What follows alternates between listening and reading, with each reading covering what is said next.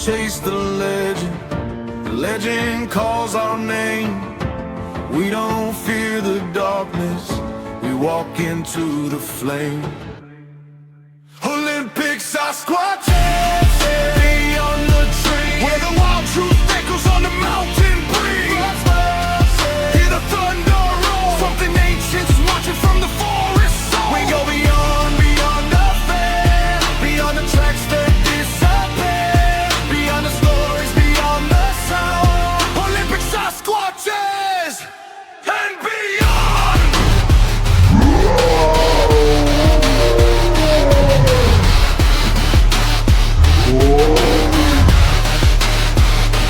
There are names in Sasquatch research that never really fade. They stay with us, not because everyone agrees on every detail, not because every question has been answered, but because the evidence, the stories, and the people behind them left a mark. One of those names is Paul Freeman, a man tied forever to the Blue Mountains, to trackways, to castings, and to one of the most talked about pieces of Sasquatch footage ever recorded. But tonight's story is not only about Paul Freeman. Tonight is about his son, Michael Freeman, and what it means to carry a legacy that was never simple, never easy, and never fully settled. For decades, Paul Freeman searched the forests and mountain country of the Pacific Northwest. He reported encounters. He documented tracks. He made casts. And over time, his name became part of the larger conversation around Sasquatch evidence. Some believed he had found something extraordinary. Others questioned him. But whether people accepted his evidence or challenged it, one thing is undeniable. Paul Freeman became one of the most discussed figures in modern Bigfoot history. His famous footage, known to many as the Freeman footage, has been studied, debated, replayed, enhanced, criticized, defended, and passed from generation to generation inside the Sasquatch community.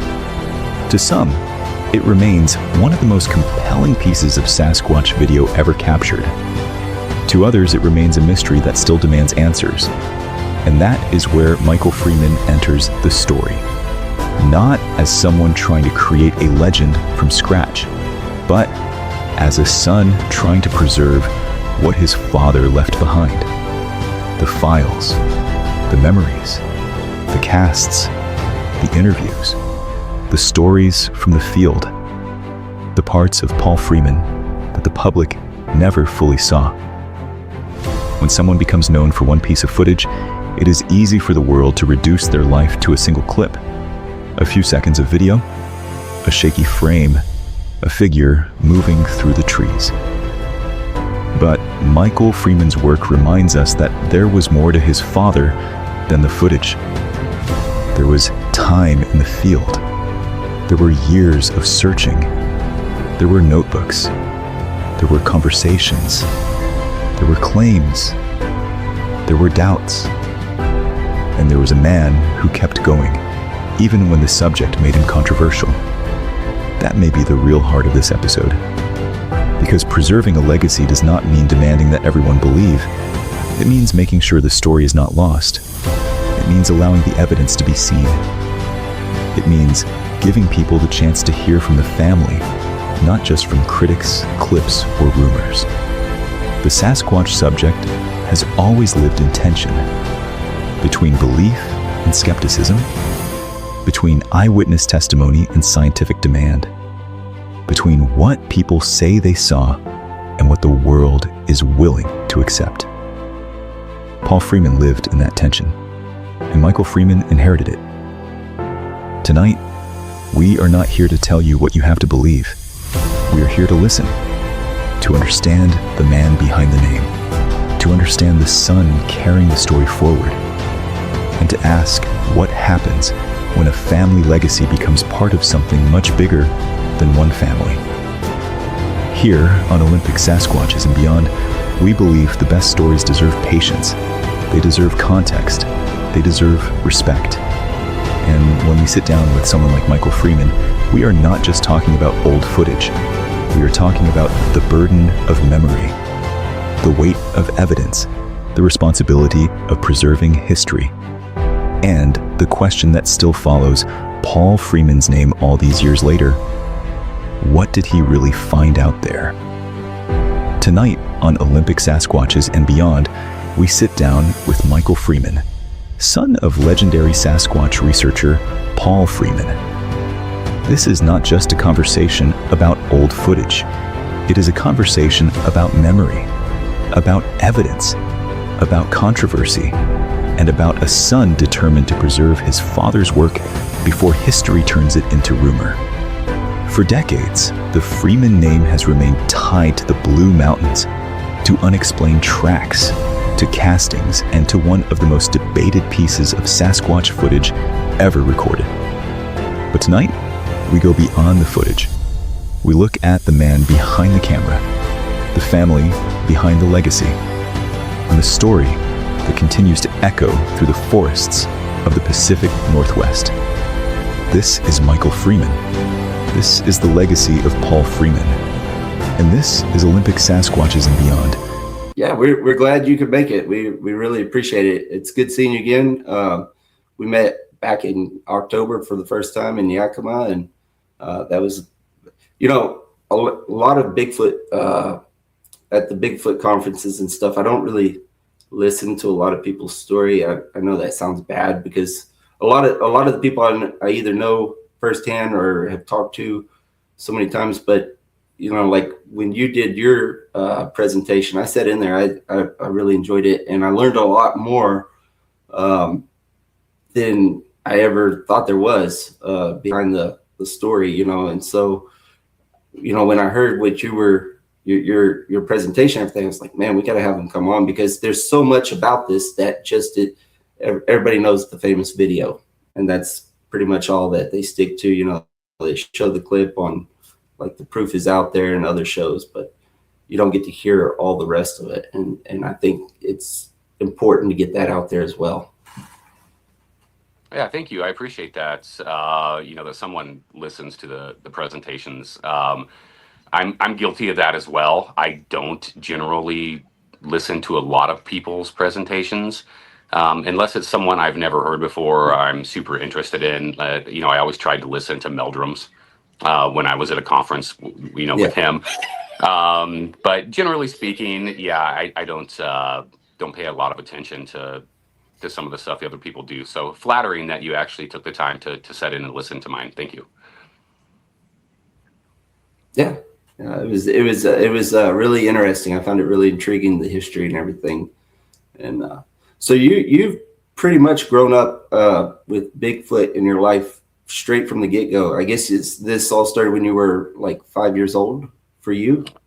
Correct. Yeah, 5 years old, 1982. Normal life as far as I knew it up until that point. And that changed dramatically on June 10th, 1982. Oh, wow. And prior to that, your family's take on Bigfoot was what? Well, my father at the time was not a believer in Bigfoot. Mm-hmm. He had grown up, in the mountains his entire life, and was a hunter, and a trapper. Had been a paid hunting guide, at one point in time. Didn't believe in such things. He thought they were silly stories, drunk cowboys and hands that had fallen off their horses too many times, things like that, were spreading these tales. And he had seen everything that there was to see, in the mountains. And it's funny, 30 seconds, of something of his life, completely changed his complete worldview. Yeah, that's incredible. I mean, it really does when you have something like that happen. I mean, there's something there in front of you that the whole world says doesn't exist. And, so what exactly happened that day that in 1982 when he had his sighting? Like take us through that day, if you don't mind. Yeah, no, well, my father was working for the United States Forest Service outside of Walla Walla, Washington. We actually were living in Milton Freewater, Oregon at the time. And he was an outrider. I don't know if they use that term anymore, but he was on horseback. He would patrol the perimeter of the watershed that we had there, making sure no one was trespassing, things like that. Now, this particular day on June 10th, he was actually in a service vehicle, which he did from time to time. And the game wildlife biologist in Walla Walla had asked my father if he would keep an eye on the elk herds. And they were looking to get a count on calves to see how many, knew they had coming up. And my dad was on patrol that day, and he was going up what we call Tiger Canyon Road, which is a tiger saddle, if you're familiar with the area. And he was in his vehicle, and just so happened that a small herd of elk crossed the road in front of his truck. And so he decided to pull off on the side of the road and to go ahead and follow these elk to see if he could get a count on the calves. And the road they went down was this old logging road. It's a Forest Service road, and it had a deadfall in it. And so he couldn't drive his truck down the road. So he had to get out of the vehicle and walk on foot to follow this small herd of elk. Also at this time, because this is an important part of the story, the previous spring, there had been a boy who had gone missing from a family picnic. And he was a mentally delayed child. He had gone missing from the picnic. They had not found him, and there had been some ongoing efforts at the time. So as well as, his daily duties, patrolling the watershed and this day following these elk, it was also an ongoing kind of investigation to keep an eye out for any signs of, this missing boy or his body, right? So my father goes down this old logging spur, following these elk, and he'd gone about, maybe half a mile, 3/4 of a mile, maybe, I think. And he started to go around this S curve when this smell just hit his, nostrils and his senses.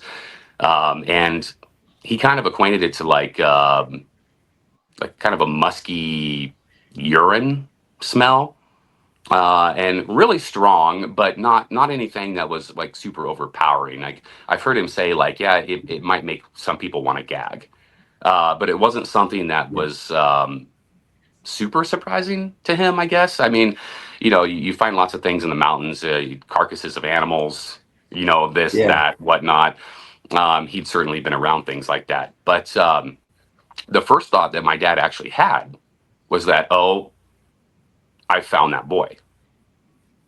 That's kind of what he thought he was stumbling onto, was the body of his child, and he wasn't far from where it had gone missing. And so he goes around this S curve, and that's kind of what he's thinking.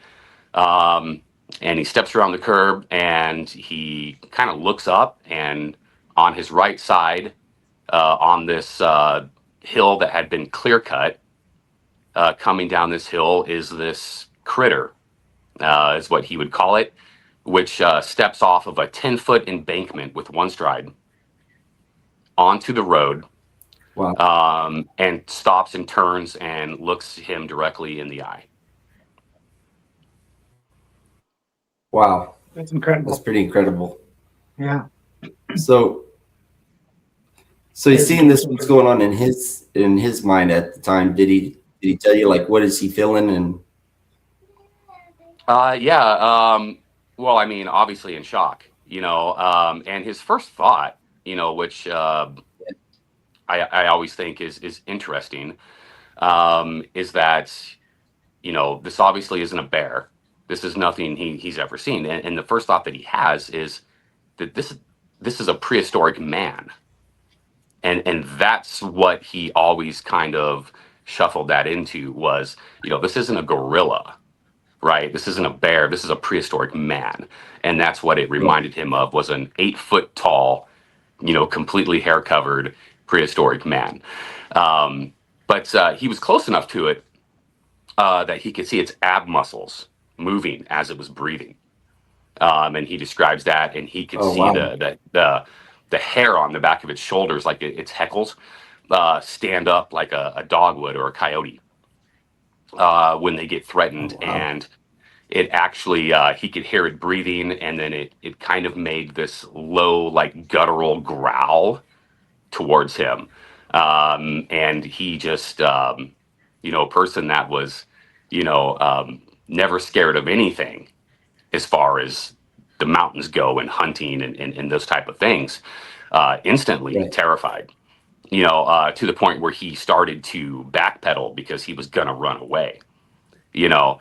Oh, Um, and, he had explained it like, your brain doesn't know what's going on, but his ass told him to yeah. run.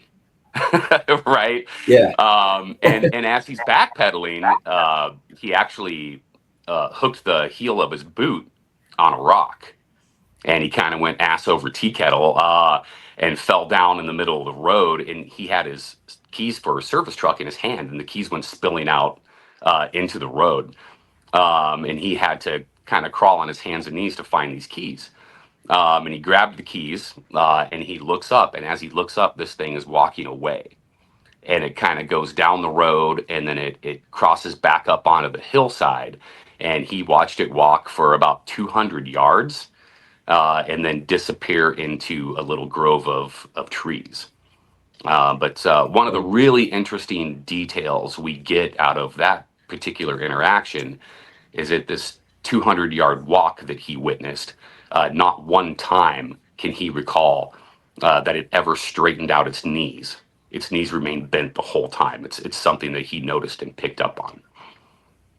Wow. So that was, yeah, that's pretty interesting. That's a pretty good detail to focus in on too. That the stride and the knees, the bend, because that's very similar to the what the Patty film. I don't think she really bends her knees or straightens her knees out either. Right. So that and that film, that I don't think that film was. I mean, it was popular, but 1982. I don't think that was very. Especially somebody who didn't believe in Bigfoot probably wouldn't even watch that, or maybe saw a glimpse of it and didn't think twice. So for him to observe the exact same behavior, that's pretty remarkable. Yeah, honestly, I'm not sure if he had seen it. I'm sure he probably had, on In Search of or something like that. He did like, those type of nature programs and some of those things. So it's a possibility he had seen the Patterson film, but to be honest, I'm not sure. I know afterward, it was something that was viewed a lot. That's for sure. Yeah, yeah, yeah, for sure. Yeah, and some of those details too, though, about that film, like the knee bending. I don't think that really came to light or was talked about until later in the '90s. When people really got to breaking it down more using computers, and I think it was the Discovery Channel did a show on it. But yeah, so he has this sighting, and he sees it, and he can see the hair standing up and all that. So he gets his keys, and then he goes. I guess he goes back to work, or does he come home? What does he do Well, next? he hightails it back to the service vehicle. He drives to the ranger station. Now, when he gets to the ranger station, there was another gentleman that was outside that he worked with who was doing some work to the outside of the station, cleaning some leaves out of the gutters, things like that. Apparently, this man spoke to my father a couple times on my dad's way in, and my dad never even responded to him, like didn't even look at him. Um, he goes inside the station. We also have an account from a woman who was a secretary inside the station that would later testify that my dad looked like he'd seen a ghost, and he was pale white. So my dad Wow. goes into the station, immediately gets on the radio to contact his direct superior, who was a man by the name of Wayne Long, who tells my dad that he's going to come up there and they're going to investigate, and it's going to be, so long. And so, my dad basically waits around for his superiors to get there, and they go back to the scene where he'd had the sighting, at which point, some plaster casts of the tracks that were left are poured, because we do have a pretty nice trackway and we're looking at about 15-inch prints is what were left that day. And there's a series Wow. of them that kind of run down the road through what we call the Mill Creek drainage, which is a little runoff from the snow that runs down into the Mill Creek River there. There's still some snow on the ground actually in June 10th in that area. That gives you a little insight to the weather.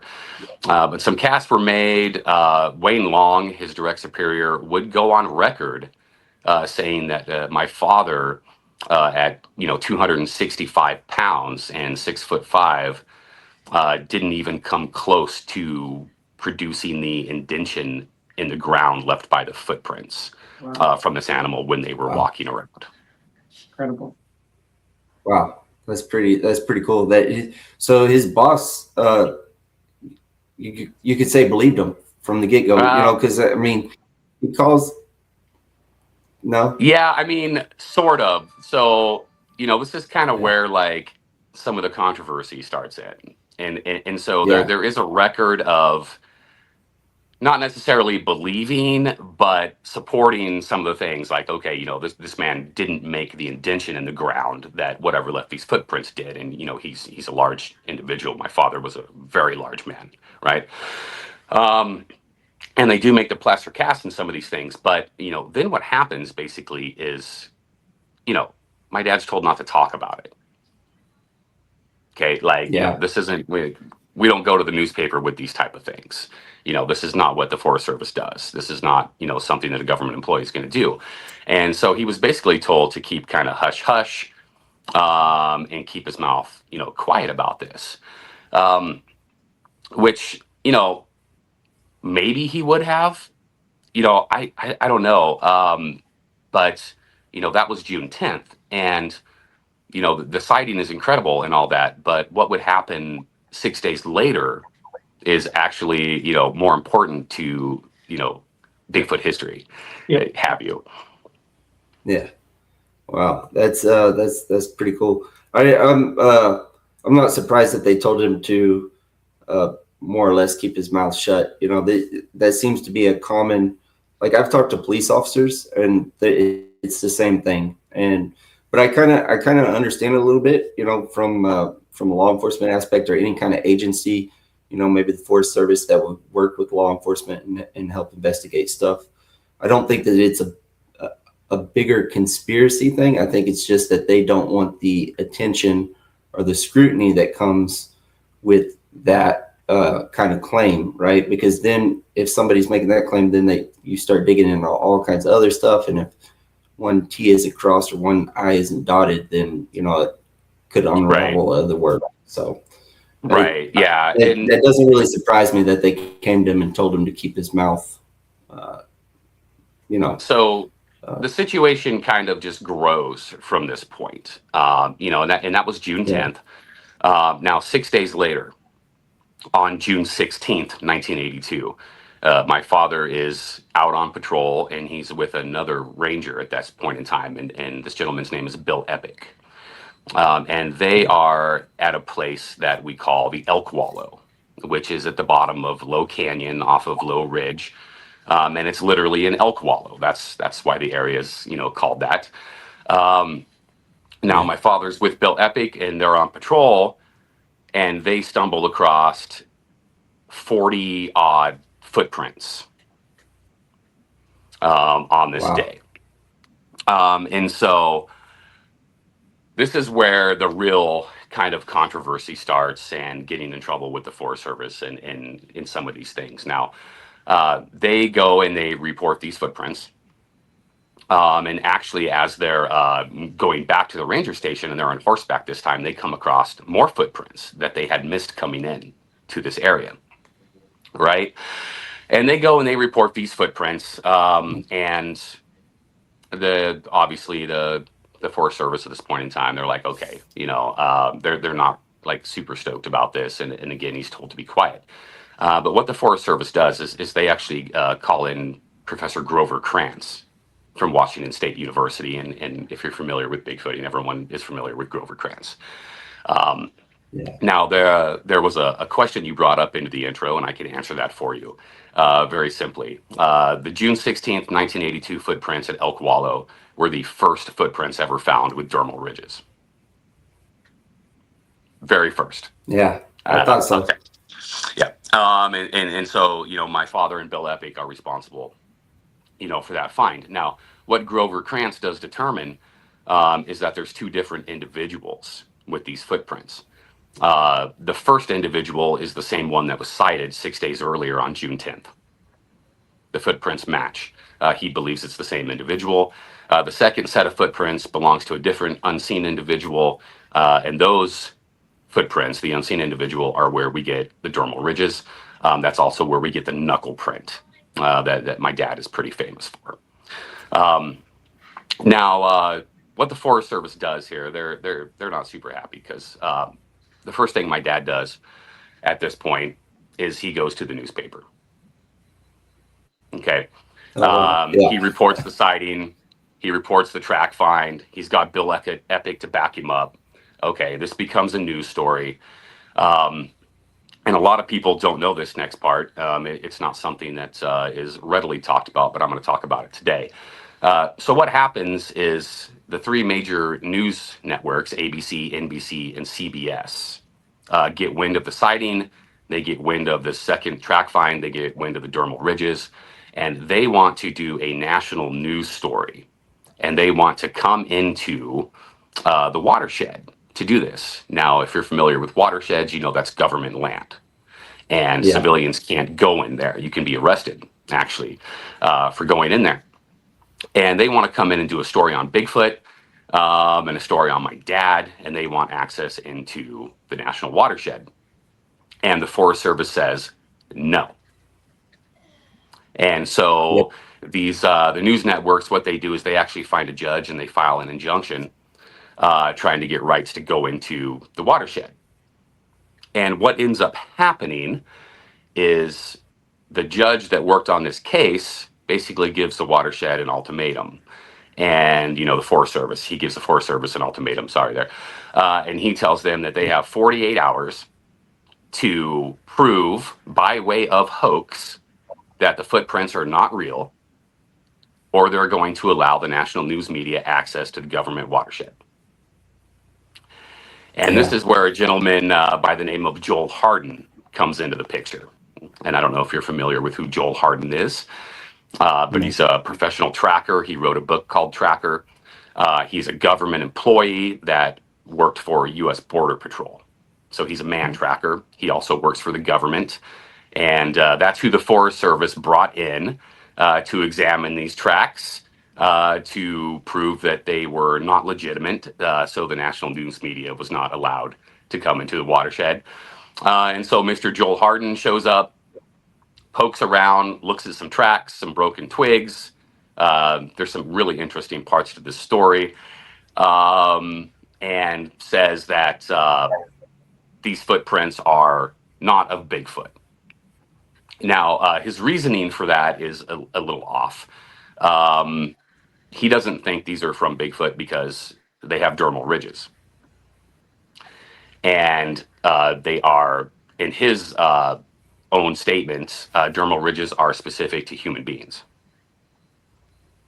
So apparently he doesn't realize that apes, orangutans, chimpanzees, large primates also have dermal ridges on their hands and their feet, right? Right. And so he comes out and he says, this is not a real trackway. This animal can't weigh this much. He thinks they're actually human. He does his job. He proclaims them to not be real.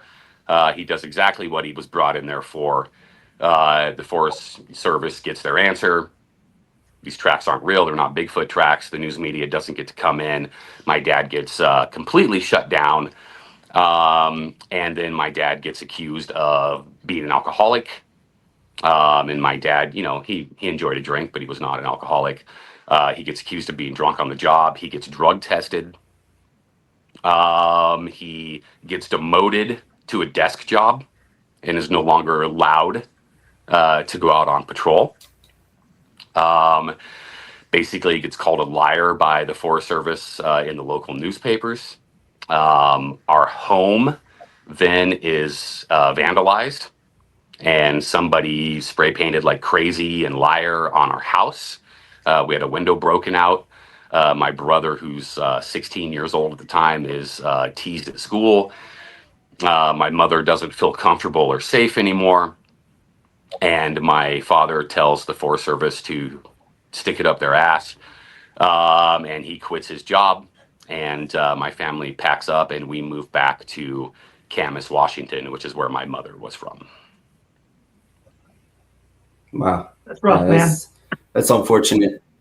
Real quick, I want to ask you: have you ever heard of does the name Jimmy Chilcutt ring a bell with you? Oh yeah, absolutely. Yeah.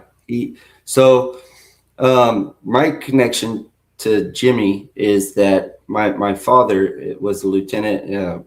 He just retired as chief of police for our town in Livingston, Texas. But he worked with Jimmy on criminal cases. And for anybody out there that doesn't know who Jimmy Chilcutt is, he's a forensic fingerprint expert out of Conroe, Texas. I think he's retired now. He should be, if not. He's been doing it a long time. But what makes him unique is that he is like one of only a handful of people who have actually studied the dermal ridges of not just humans, but of primates as well. And so he was able to look at some of your father's stuff and conclude that he felt comfortable enough going into a court of law and saying that this came from a real biological species, looking Correct. at those dermal ridges. Yeah, Grover Krantz actually had him look at those prints, and he also looked at some prints that my dad would later find, the individual that we call Wrinklefoot. Oh yeah. And not only did he take a look at the dermal ridges, but also found evidence of striations on Wrinklefoot and scar tissue, as well. And the 82 tracks, the dermal tracks, and we call them the Freeman dermals. That's how most people know them. They were examined by over 40 forensic law experts, and a branch of the FBI in Wyoming, and none of them could say that they were hoaxed. Impressive. Yeah. Except Joel Hart. See, I wanted to bring that up because a lot of people know a Grover man Krantz. tracker that worked for the government as well. Oh, Who would go on to write his own book. And he has a chapter in there about my father. And it's really funny because in that chapter about my father, there are some things that are just absolutely not true, that are just being completely pretty much just surmised, right? And one of the other interesting things is that he clearly states in that chapter that my father was there and he met my father when he came to examine the tracks, and he calls my father the Big Packer. That was his nickname for him. And that my father was sulking in the corner and wasn't happy that Joel was there. But I will tell you, and I'm not going to mention the other individual's name, but I have an email from somebody else in the Bigfoot community who's fairly high profile, and Joel Harden as well. And in that email, Joel Harden specifically states that he never had the pleasure of actually meeting my father, but knew him through reputation. Although in his book, he clearly states that my dad was there. And so at this point in time, what can you even believe at this point in time? Well, yeah. And I don't think that the facts are pretty clear that Joel never met your father. That I think his credibility, like you said, 40 law enforcement agencies, including somebody that I don't know Jimmy personally, my dad does, but Jimmy managed to just kind of a backstory. There was a case, and the person had touched a wooden shovel handle, and they needed to get fingerprints. And Jimmy was the only person that has ever been able to lift dermal ridges off of a piece of wood. So that, I kind of wanted to bring all that up because everybody knows about Grover Krantz, but there's so much more out there, credible sources that validated your dad's prints. I can tell you right now And again, I'm going to keep names and everything to myself until the actual information is released. But I can tell you that right now, as we speak, and it's been ongoing for a little bit of time, we have a forensic fingerprint dermal ridge expert examining the tracks. And I can tell you 100% the 82 dermals are real tracks with real dermal ridges and skin striations. They are not hoaxed. And this is coming from someone right now in 2026 that is an expert. At this point in time, that person, they're just not sure exactly what it is. Yeah. Yeah. I believe it. No doubt, you know. So let's go back a little bit. You and your family, y'all moved back. But the story doesn't end there. So God, of course it doesn't in there. Yeah. No, I mean, you know, and I often wonder, and I say this all the time, like what my life would be like if the story did end there. And we moved back to Yeah. Camas, Washington. You know, my parents actually opened a deli, like a restaurant. It was a deli. My dad made smoked meats. It was called Freeman's Deli. It's on Main Street in Camas, Washington, right next to the movie theater. My whole family worked there. My sister helped out. My brother worked there. My mom, my dad, and I hung out there, you know, during the day in the summer. And I started, you know, kindergarten, Dorothy Fox Elementary up on the hill there in Camas. And, you know, everything was, as far as I know, you know, was great, right? And we were living in my grandmother's house. She had passed away, left the house to my mom. And so, you know, we owned a home. And yeah, but, you know, it's funny because my dad kept disappearing. And it started as like, you know, a day or two. And I was just old enough to kind of remember like, okay, dad's gone, you know, and mom would tell me that, you know, he was hunting or he was, you know, at work or, you know, doing this or that. And then those couple days turned into longer. And then, you know, 3 or 4 days turned into like a week at a time. And we were, you know, Camas, Washington right there. I mean, we're at the base of Mount St. Helens, basically, you know, like, right. And we had lived there before we moved to Walla Walla, before my dad took his Forest Service job. You know, I was born in Vancouver, and we lived on what they call the top of the hill in Camas. And I remember the gray snow coming down. You know, it's one of the faint childhood memories I have when I was really young, the gray snow coming down when Mount St. Helens erupted. Right. And I remember actually playing in the ash in my front yard. I have some memories like of that. You know, my parents let us do that. That's how responsible they were. But you know, along with everybody else's parents and every other kid on You'll the be block, fine. right? Go play. You know, they didn't know any better. And so we're like right there, you know, Ape Canyon, right there in Bigfoot territory, where there's lots of sightings. There's a rich history of Bigfoot. But my father wasn't researching Bigfoot there. He had an obsession with going back to where he had his sighting. That's the only place he wanted to go, is where he knew for sure they were, where he'd had that sighting. And he was obsessed with going back and proving that he wasn't crazy, you know, and proving that what he saw was real. And so he was making, you know, like a 6-hour drive, you know, up to Walla Walla and a 6-hour drive back to go spend 1 or 2 nights and sneak into, you know, the watershed where he knew how to get in. You know, of course, that's not true. He would have never broken the law and snuck into the watershed. He was observing it from a distance. How about that? We'll say that.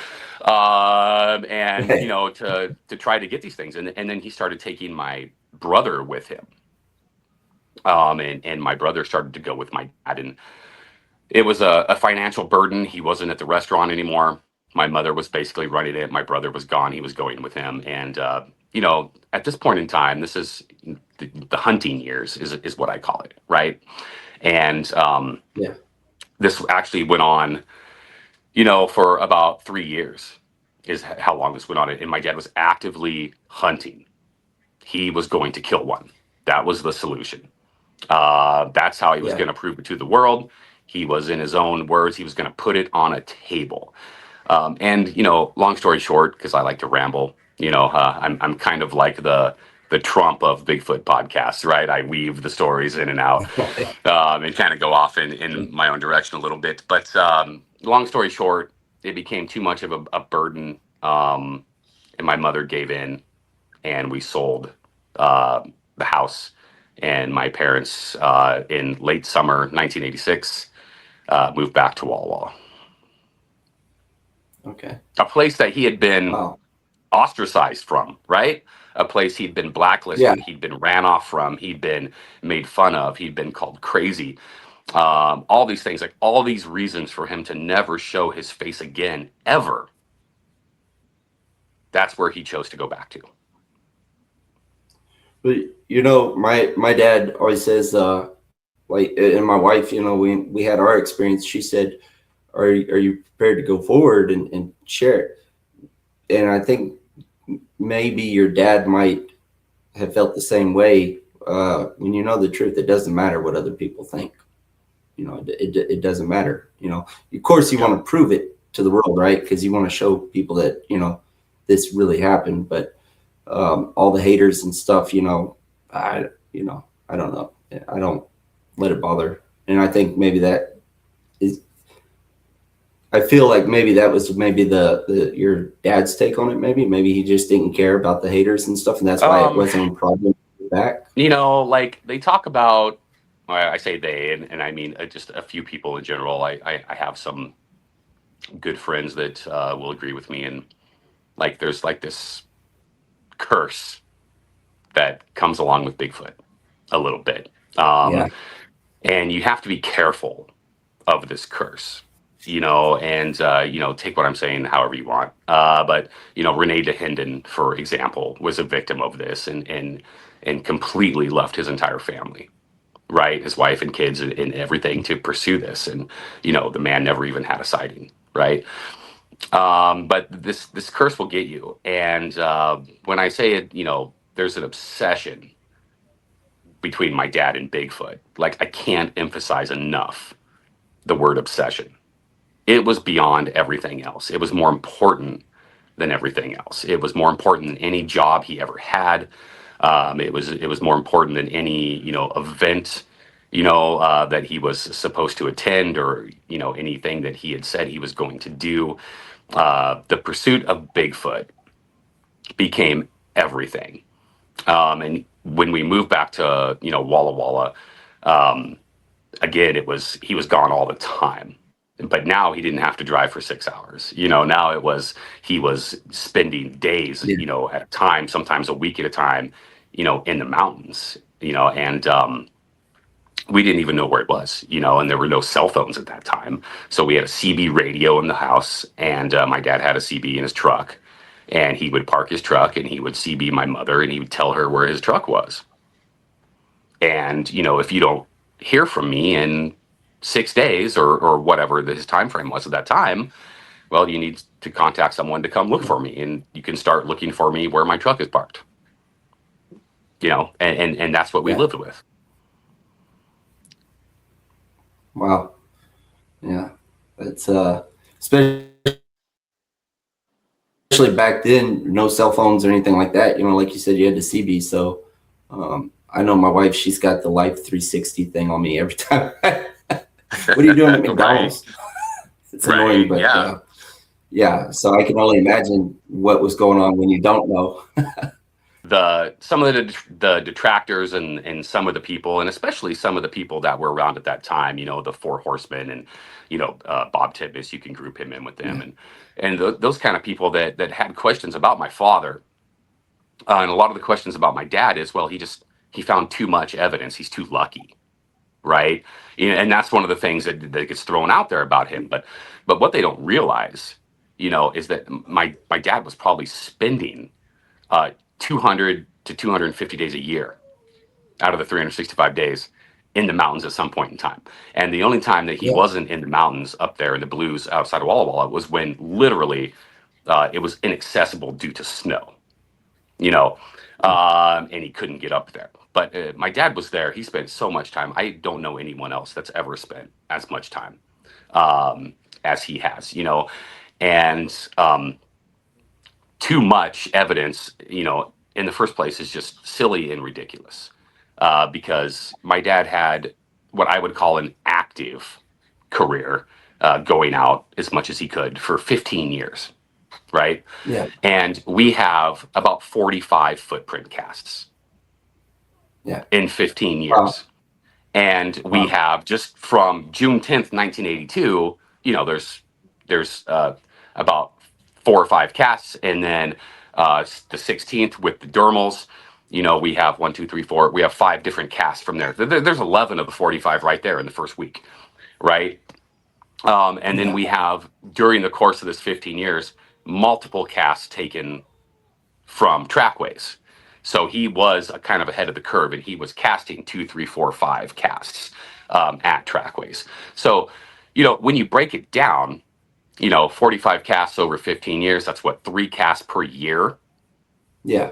Multiple casts taken from trackways, and we have entire years, sometimes 2 years in a row. We have 1989, 1990, for example, there are no casts at all. Like, there were years where nothing was found. And so taking multiple casts from trackways, like, we have basically about 3 to 4 legitimate, really good trackways with good prints in 15 years. Mhm. And we have a couple sightings and some footage, right? But apparently that's Yeah. too much and being too lucky. Yeah. I Right. disagree with that statement that they made. You know, your dad's always out there. He's pursuing it. He's seen it, and every experience that he has gives him a little bit more knowledge, right? So he knows what he's looking for. It's just like a deer hunter hones in on their skills over the years. These things, they're out there. They're leaving signs. It's just Yeah. the average Joe is oblivious to it, and so I don't think that. I disagree with that. So, Peter Byrne, he said, and I'll probably get slaughtered on this because a lot of people like him, but he said that anybody who sees it more than once is that's impossible, or something along those lines. I'm paraphrasing. Yeah. And I So, disagree with that statement. it's funny. 2 things. Number one, if you're familiar with history, Bob Titmus had more casts than any Mhm. human ever, and was rumored to have close to like 200 or something like that at one point in time, and had like this boat fire and lost a Yeah. large amount of his collection, right? But nobody's claiming, that he's too lucky, and he was being paid to research, right, by Tom Slick and to produce Yeah. evidence. But nobody's Yeah. saying Bob is too lucky or he was hoaxing evidence, right? The other thing there is, Peter came to visit us in 1987. He went on expedition with my father, and he wrote this book, right? I didn't know that. And Peter, before his death, he had actually amended the end of the book that he wrote to say that there are, even though it's great habitat, he doesn't believe there are any Sasquatches in the Blue Mountains whatsoever. Which is really funny because, again, I have it on really good authority that after 1987, visiting with my father, Peter returned to the Blues 30 some odd times over the next 20 years to research by himself and with someone else. Now, why would Yeah. you do that if there are no Sasquatch in the Blues? Right. Yeah. Yeah. Right. And you Especially that many said, times. that this is a curse, so you got to kind of balance out the life. Yeah, well, I mean, and I go back to the curse thing, and it's yeah, I mean, my parents almost got divorced multiple times. Financially ruined my family. We sold everything we had. My parents sold two homes to support Sasquatch research, right? And the most my father ever made off anything Bigfoot in his entire life was actually not the footage from '92, which most people think. He didn't even, he barely made any money off that whatsoever. The most my father ever made from anything Sasquatch was the television commercial he did in 1987 for Dreyer's Ice Cream. It was a national TV commercial. He made $2,400 for that TV commercial, and that's the most money that he ever made. And was never even paid anything close to that for licensing rights for the Freeman footage, from '92 or anything.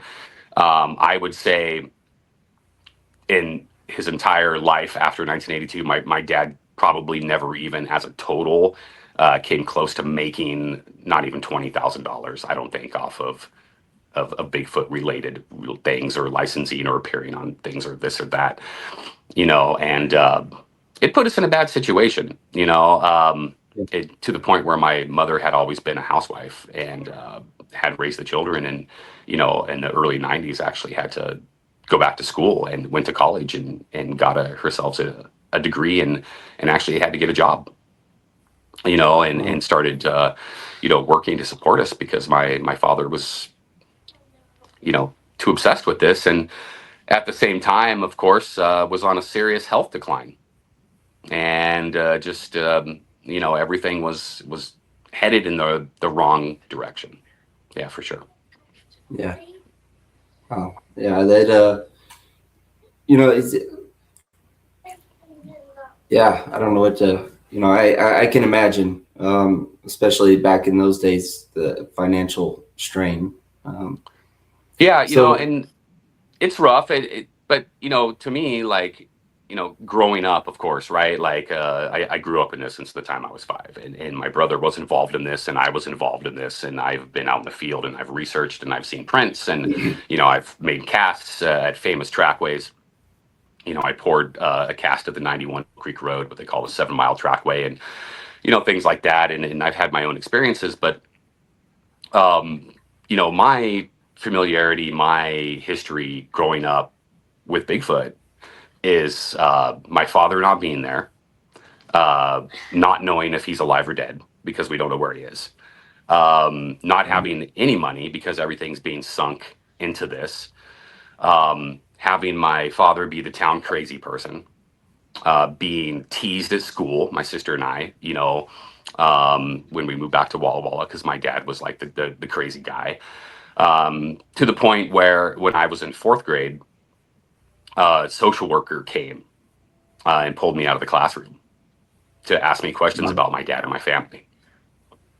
I mean, that's how intense it actually got at that point in time. And so that's kind of like the legacy that I grew up with and what I was exposed to. And, I was 15 years old when the footage was filmed, and I'm sure we'll get to the footage. But, that kind of blew everything out of proportion just a little bit more. And that's actually the point in time where I kind of walked away from it, and I didn't want anything to do with it anymore. And I spent years and years and years hiding from even talking about Bigfoot. I had relationships where with people that didn't even know that like this existed in my life. yeah. I have to ask you. You said that your dad was, had your brother out there with him looking, and I know that a little bit about the reason why your book exists is because it's actually your mom who put all this information together, cataloged and compiled it. I do a lot of homework before I do these sit downs with my guests. Yeah. I like to. No, but so my question is what is the family's take on Bigfoot? Do they believe it? Like, I know Paul believes Bigfoot, or he knows Bigfoot's real, but do y'all believe it's real, or are y'all just like trying to support him, or what's going on with that? Like, I mean, obviously my dad, believe is not the right word. Right. okay. To believe in something, that's almost like having faith, right? Yeah. So, he was convinced, my father was, that these things were real. Like, he knew that, right? Yeah, he's a knower.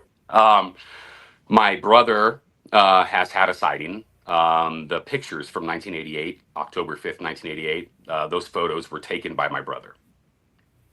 They're always credited to my father. They're copyrighted to my father. But my brother Dwayne actually snapped those photos. He was with my dad when that sighting occurred. My brother is a believer as well. He is a little more jaded than me. He was a little older. He took some of it more personally.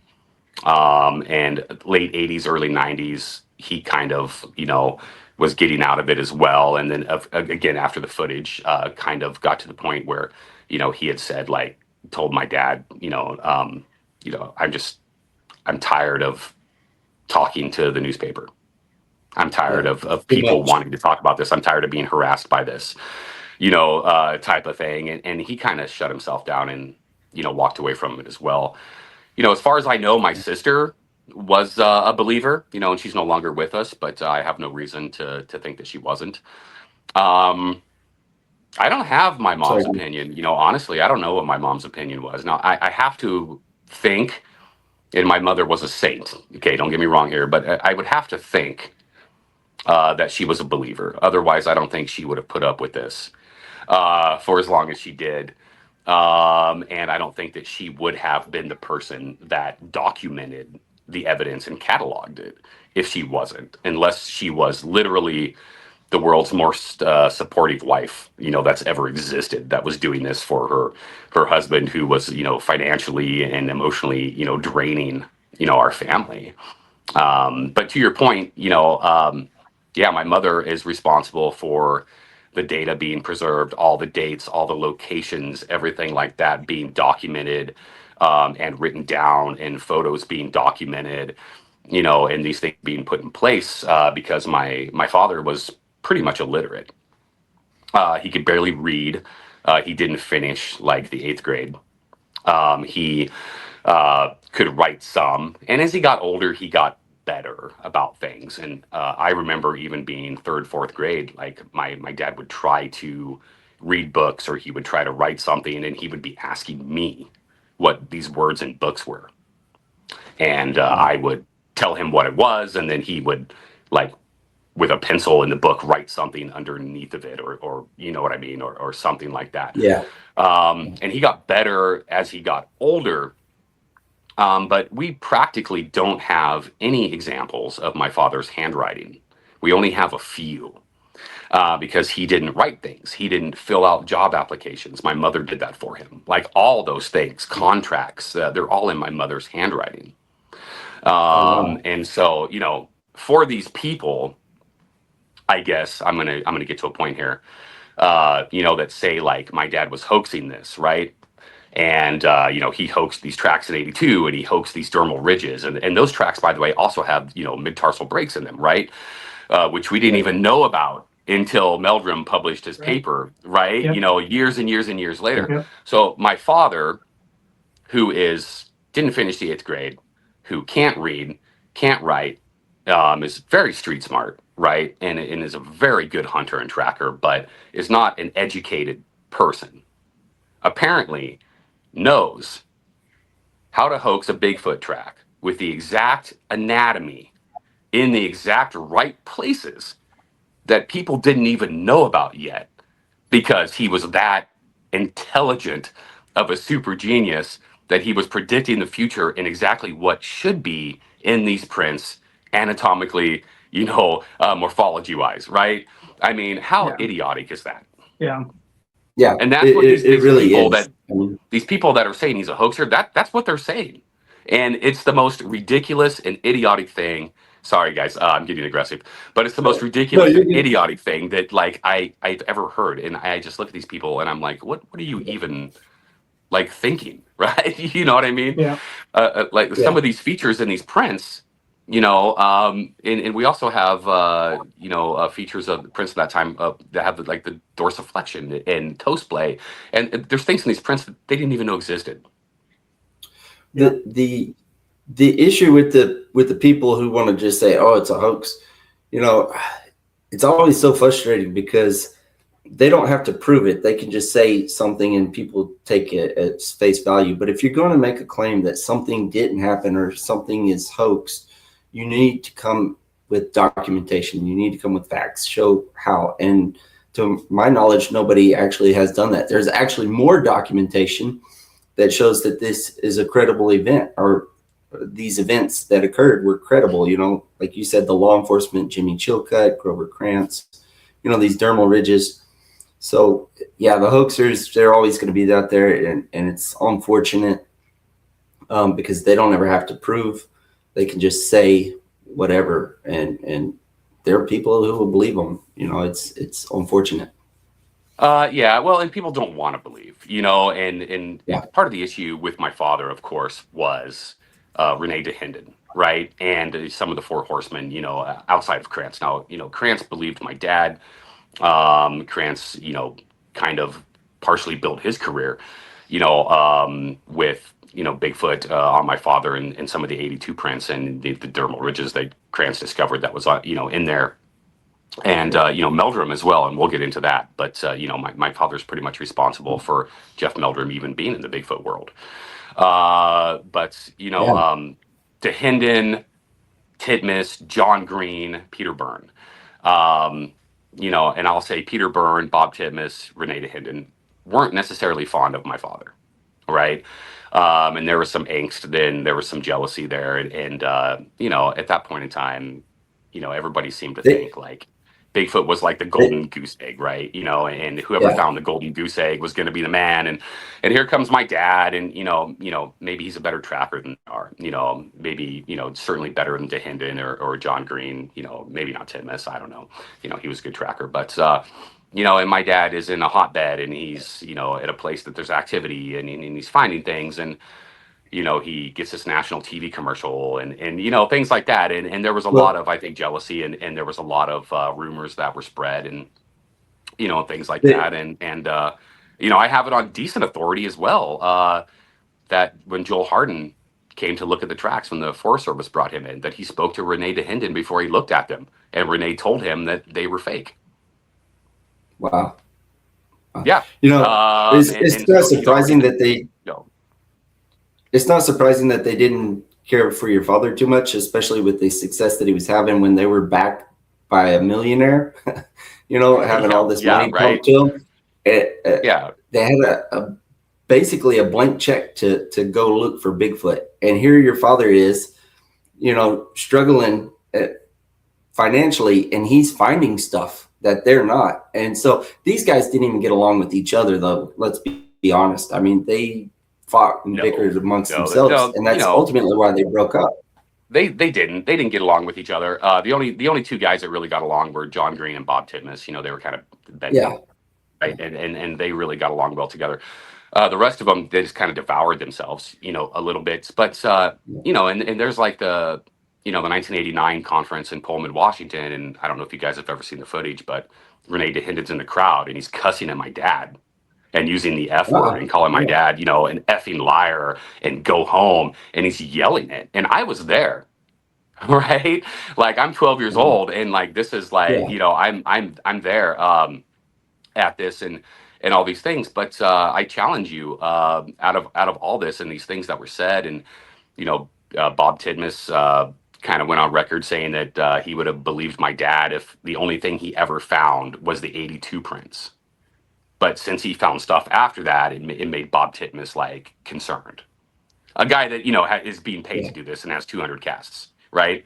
Here we go again, right? And a guy that it credibly made up a story in Alaska where he apparently went to some town to interview some people and do some research, and then these people that lived there said that he never even showed up.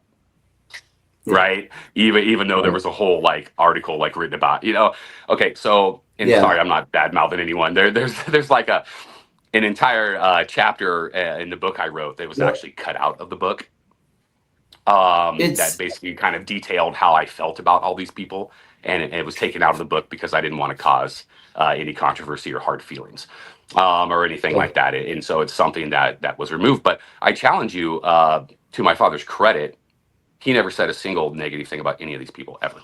Not even Rene. Not one single negative word ever. And my father is on record as well as saying he had complete and utter respect for John Green. He thought John Green was the most intelligent, kind, professional person that he ever met in the Bigfoot community. Yeah. I mean, when you research your father and look, I haven't ever come across any negative statements about any researchers. No.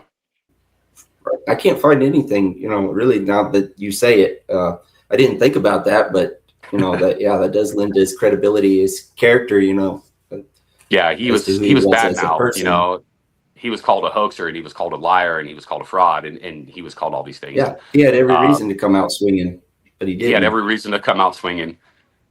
He had every reason at the '89 Pullman conference to knock Renee Hinden's teeth out, and he didn't do it. He just turned and walked away and never said a bad thing about anyone. And you know, I think that speaks a lot as well to, you know, he didn't feel the need to defend himself, right? Yeah, He right. knew what he knew. He knew the evidence, what he had found.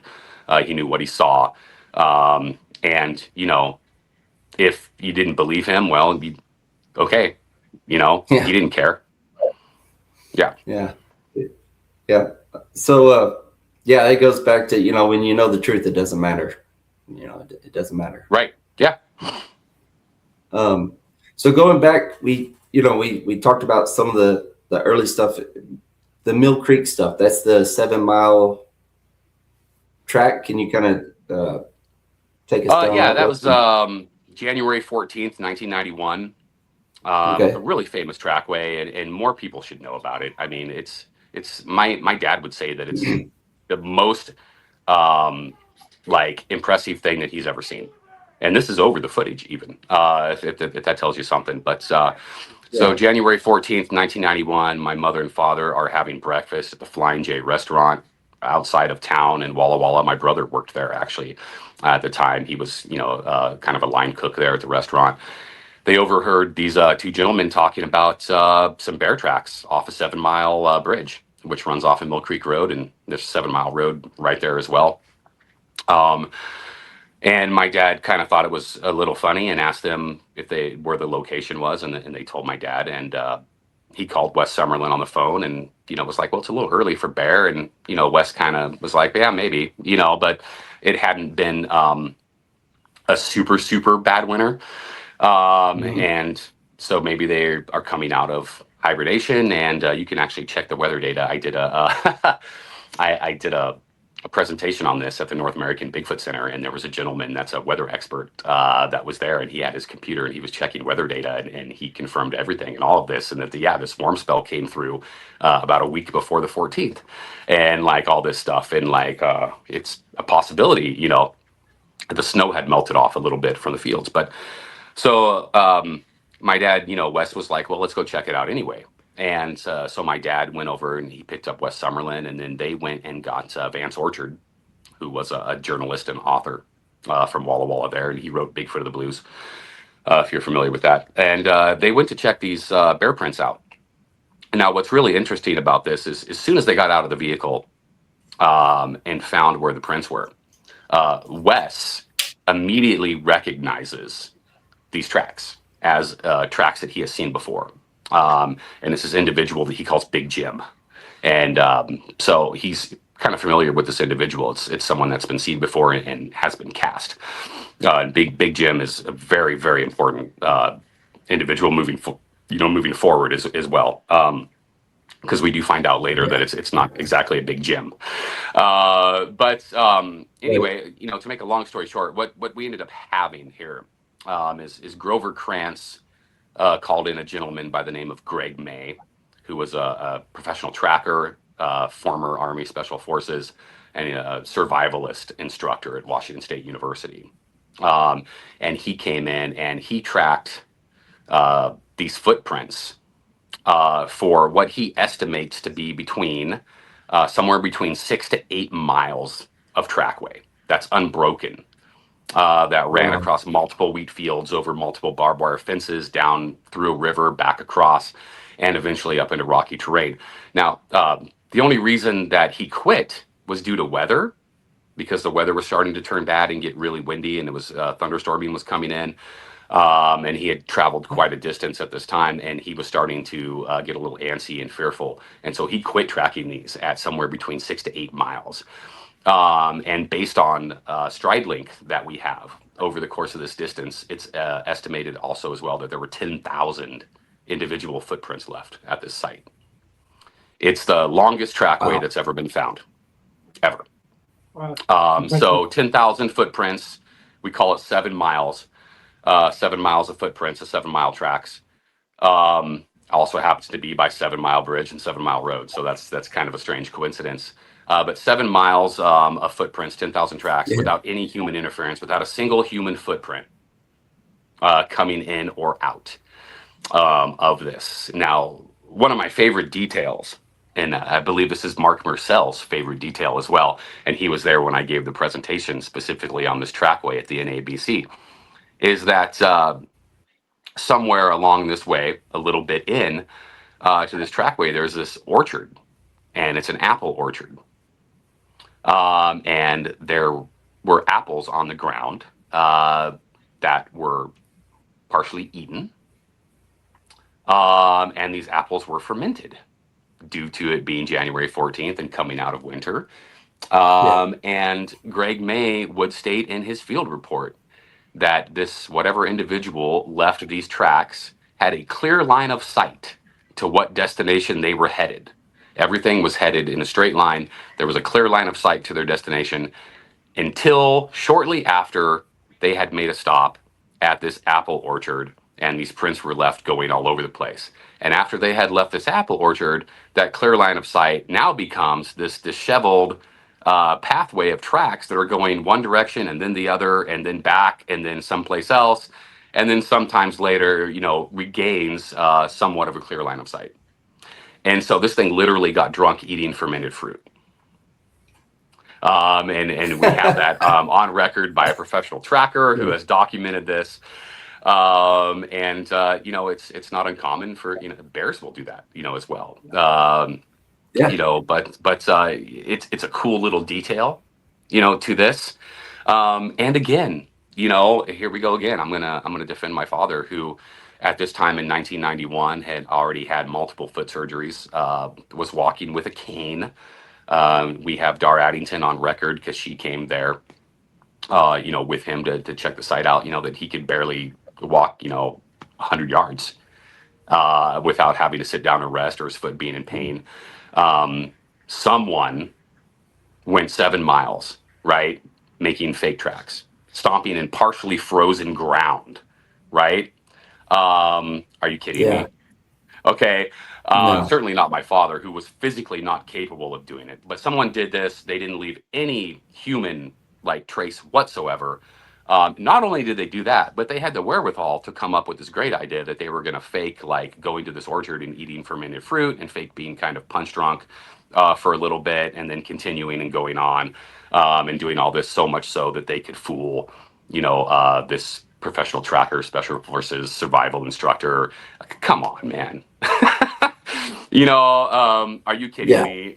Come on. And ridiculous. Greg May, he said that he had thought somewhere it was maybe this whole encounter, this whole incident, the 7 miles, maybe had taken maybe 11 hours or so, is what it took this animal to travel this distance with the stride length and with however long it took at the orchard, and how it lost its line of sight, and some things like that. But these people that just sit there and say this is a hoax, they're crazy, And we had no less than 12 individuals make prints, make casts from that trackway.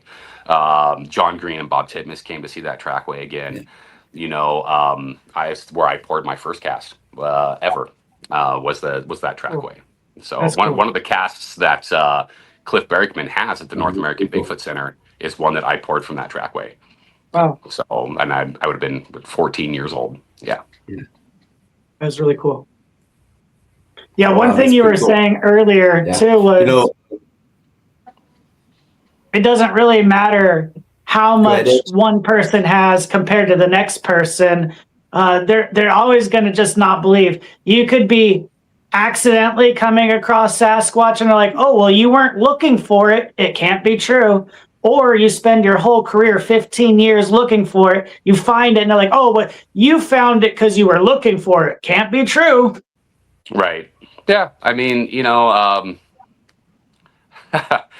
it's one of those things. My dad was a really, really good hunter. And I would say, I would go out and say an expert tracker who was familiar with the mountains, familiar with what he was doing, tracking and hunting game, and was familiar with the area of the Blue Mountains and Walla Walla and spent so much time, and especially by the early 90s, knew it like the back of his hand. And there was nobody that was more familiar with it any place. And plus, he had the time to do it and to put into it, and so it's, yeah, it's a little bit of luck, right? But it's also a little bit of preparation, A lot. and Yeah. it's a little bit of skill, Yeah. and it all kind of leads to that, but the point was, I guess with Big Jim and talking about the 91 trackway, is that this particular individual would be seen, literally seen, the next summer on August 20th, 1992, because that individual that left the 7 mile trackway, based on the footprints, and what we have with those, is the same individual that's in the Freeman footage. Yeah. Yeah. Cool. Just to touch on the trackway there, to say that it was a hoax, like the tracker, person. Meldrum, I'm sure, looked at those tracks. I know he's looked at a lot of it, right? And he even said that, this come from a biological, it'd be hard to fake this. Yeah. So here's what's interesting, right? We have the 91 trackway, Mill Creek Road, the 7 mile tracks. The next year in 1992 at Deduck Spring, we have the Freeman footage. My dad captures that footage, and those tracks, and the casts that were taken from there, and the tracks match the 91 Mill Creek Road tracks. Okay. We know it's the same individual. And then we have February 1996, which is the 5-point trackway, which is Jeff Meldrum's trackway that my father took Jeff to, when Jeff paid a surprise visit to my dad, and they'd never met before. And Jeff just showed up at our house, right? And my dad had some tracks that were fairly recent, and he took Jeff to look at those. And these are the footprints that convinced Jeff that this animal is real. And he would always talk about how he still gets, goosebumps even telling the story, and that he could see the morphology of the foot, and the anatomy of it, and how it was raining, and they didn't bring plaster with them, and he could see the dermal ridges and the tracks disappearing before his eyes in the rain, right? And so this trackway, and we call it the 5-point tracks, and this year is actually, it's the 30th anniversary of that, is generally known as, it's the Meldrum trackway. It's kind of what got Jeff started. It's what convinced him. But to be honest, and nothing against Jeff, but it was my father's trackway. My dad found the tracks. He took Jeff and showed Jeff the tracks, right? Jeff asked them.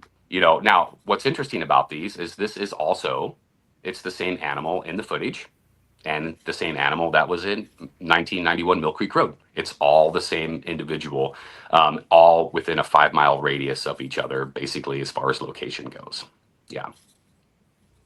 Wow, that's pretty incredible. Yeah, I knew that somehow somebody got in touch with Meldrum and told him about your dad, right? And Meldrum actually came to see. He actually was not that interested, but at first, but he did it just to kind of pacify whoever told him. Yeah, right? well, that's what. So Meldrum had read about my dad. He had read Vance Orchard's book, Bigfoot of the Blues. And he had read Grover's book, right? And had done some studying under Grover. So he was kind of aware of my dad, and knew my dad. And his what he knew about my dad was, here was this guy that was really lucky and had all these encounters and footprints, right?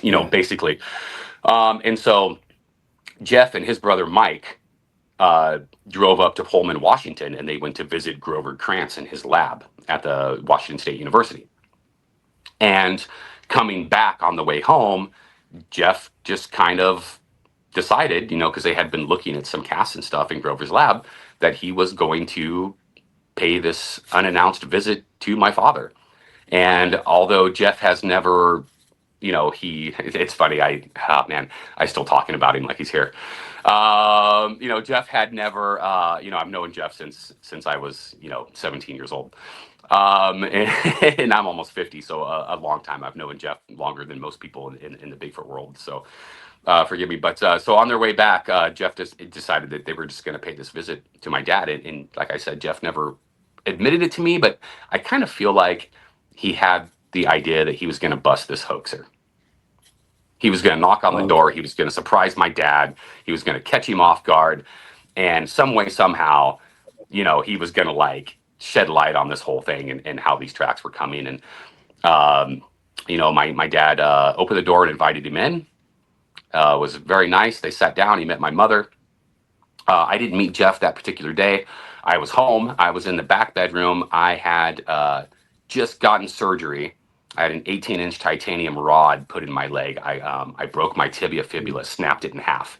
Compound fracture like a month earlier, and I just had surgery. So I was bedbound, couldn't walk yet, and they had me locked up like a hunchback in the back bedroom. And so I didn't get to meet Jeff on that particular day, but my dad invited him inside, and they were talking about stuff. And my dad, showed him some casts, and one of the casts my dad showed him was the Buddings cast from 1993, which, interestingly enough, was the one that caught Jeff's attention more than anything. Right, just something different, and Jeff noticed some anatomy on there that most people probably wouldn't think to add to such a thing, and some things like this. And eventually my dad, I guess, according to Jeff in the story, just looked at Jeff at one point and said, well, obviously you're smart, obviously you know what you're talking about and about footprints, would you like to see some? And Jeff said, yeah, great. And Yeah. he jumped into Let's go. his car with his brother, and my dad got in his truck, and they followed my dad up to what we call 5 Points up there, which is fairly close to 7 Mile Road, in Mill Creek Road. And nobody brought any plaster. Didn't think about it, and got out of the vehicle. And here's Jeff, and he's not fully convinced at this point in time that these things are real. And he sees this trackway, and his whole Bigfoot world, turns upside down. And Nice. I'm not blowing my dad up here. I'm not anyone who's listened to Jeff and his presentations or read anything or interviews with him will know that he will say the same thing. Like, this is the moment Yeah. that changed his perspective on Bigfoot. This is the reason that he became so involved in it, and we got the Jeff Meldrum that we did and support. Was because of this, surprise meeting with my father and these footprints that he saw. That's awesome. And they're the Yeah, most Jeff incredible is footprints always- he's ever seen. Yeah, Jeff has always said that in every interview, where they ask him, how did you get it? He always goes back to Paul Freeman in that day. Yeah. Yeah. And he doesn't always mention my dad by He name, gives credit. but he will say Walla Walla, Yeah. and a researcher took me up there, and stuff like that. And he's kind of careful, I think, sometimes about what he Yeah. talks about. But yeah, he's Yeah. he's real good. What year did he film that original footage? Because I just recently learned about that. Yeah, the first footage is kind of what we call it, or the Green Peak footage, because that's where it was filmed. Was this location's Green Peak? That was 1992 as well, and that was April of 1992. It was 4 months before what we know as the famous Freeman footage, just 4 months prior. And obviously, if you've seen that footage, he's in his truck, and he's turning the camera on as he's getting out of his truck, saying like Jesus Christ or whatever. And there's something there. You can see it. It's not great. Yeah. Right. The footage is not great. What's really good about that video, though, is him following the tracks and looking at them and his commentary on that. And we get about a half hour in the original footage of that. And there's a lot of information there, and I really enjoy it. It's something that I kind of didn't put out there for a while.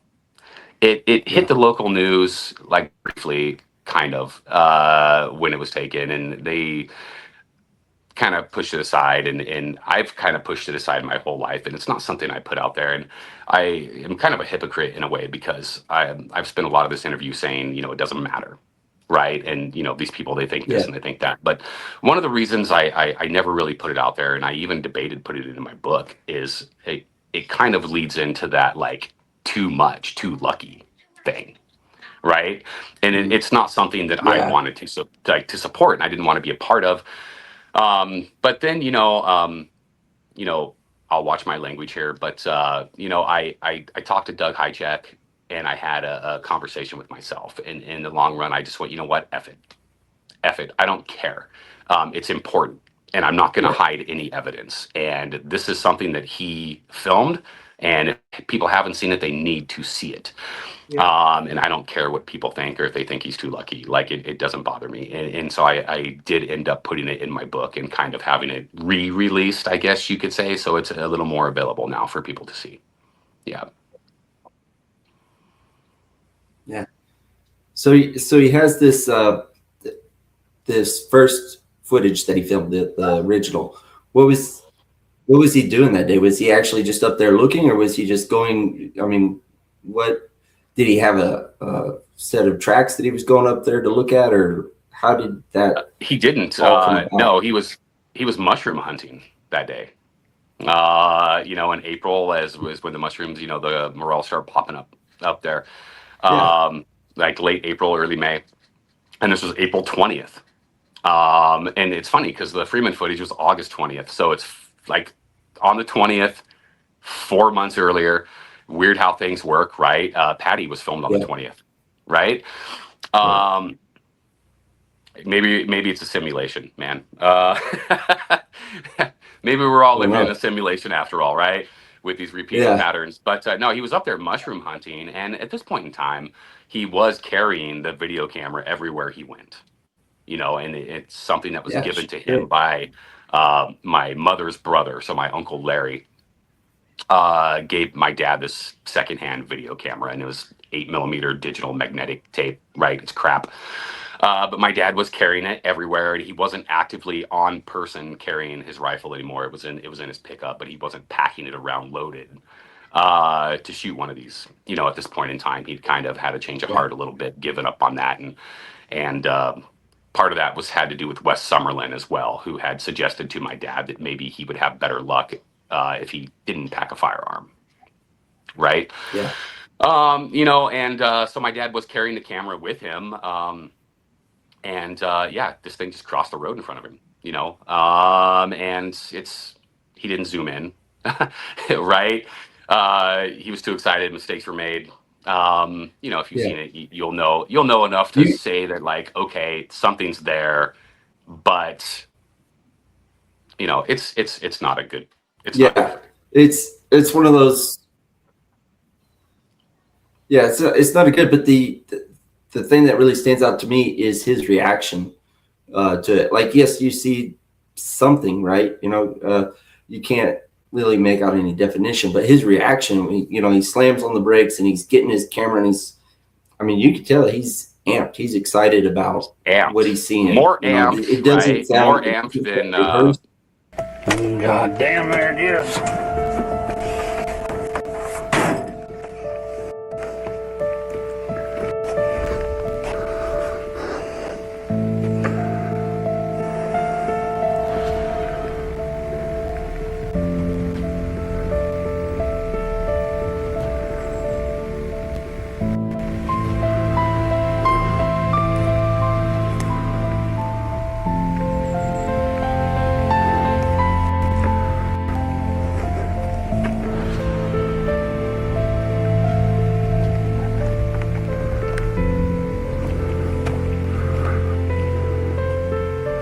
Holy Christ, I've been waiting 10 years for this.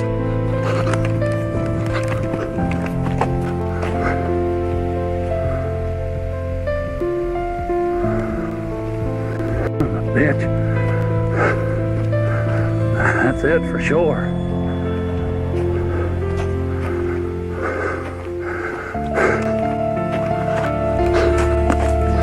God damn, it come through right here. Somewhere. He's more excited than he is 4 months later at Deduct, right? Yeah. And one of the knocks on the Freeman footage is, oh, he's too calm, he's not excited enough, blah blah blah blah blah. Well, I mean, come on, it's not his first rodeo, right? We have a sighting in '82. Yeah. He's already been, 60 feet from one of these things, right? That's growling at him. We have a sighting in '88 where my brother takes photos, right? So second, and then we have the Green Peak footage where he jumps out of the truck, he's slamming on the brakes, and he's like, Jesus Christ, and he's really like excited. And so then we have, Deduct, right? 4 months later, and this is a fourth encounter. And he is still excited, because, oh, there he goes, right? And then he takes that breath and he goes, Jesus, right? And then like it kind of hits him a little bit, and then he, Yeah. there's two of You them, can and he hear starts it. getting a little nervous, but it's not the initial like, oh my God, like we get at Green Peak. So, that is a Yeah. good part of the footage. Yeah. Yeah, there's still a lot of information to be gathered from that, even though you don't see the actual, and I didn't realize it was 30 something minutes long of tape, like you said, or probably longer. I just seen a little 4-minute video of it, but I seen enough to where he found tracks and tree breaks and stuff like that. And he actually followed it for a little ways, it looked like. So there's still a Yeah, I lot don't of know what you information to be saw. gathered. Oh, sorry. Just Yeah, like the I don't first know, 4 or 5 minutes. right. Yeah. Did you make it into the part in the footage where it gets really dark and he's like, oh, spooky or whatever? Did you get to that Yeah, part? he's going into the woods and he's like, oh, it's really dark up in here. Yeah.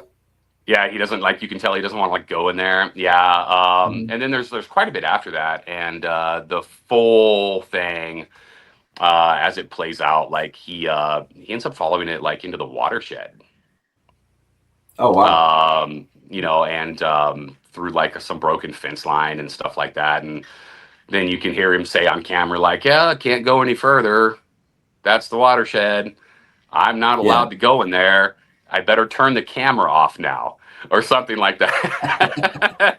And then that's kind of the Yeah. end of it. And then, I mean, of course, he didn't go in the watershed after that when the camera was off, right? Yeah. He just observed it from a distance. Oh, wow. So, yeah, from a distance. Yeah. So we had the first video, and so now we build up. Did anything happen in that 4 month period between the two videos, or was it pretty silent? Not really, like pretty silent. What Yeah. kind of happened was like it got really hot. Okay. And again, you can back this up with weather data. Yeah. 92 was one of the hottest summers we've ever had up there.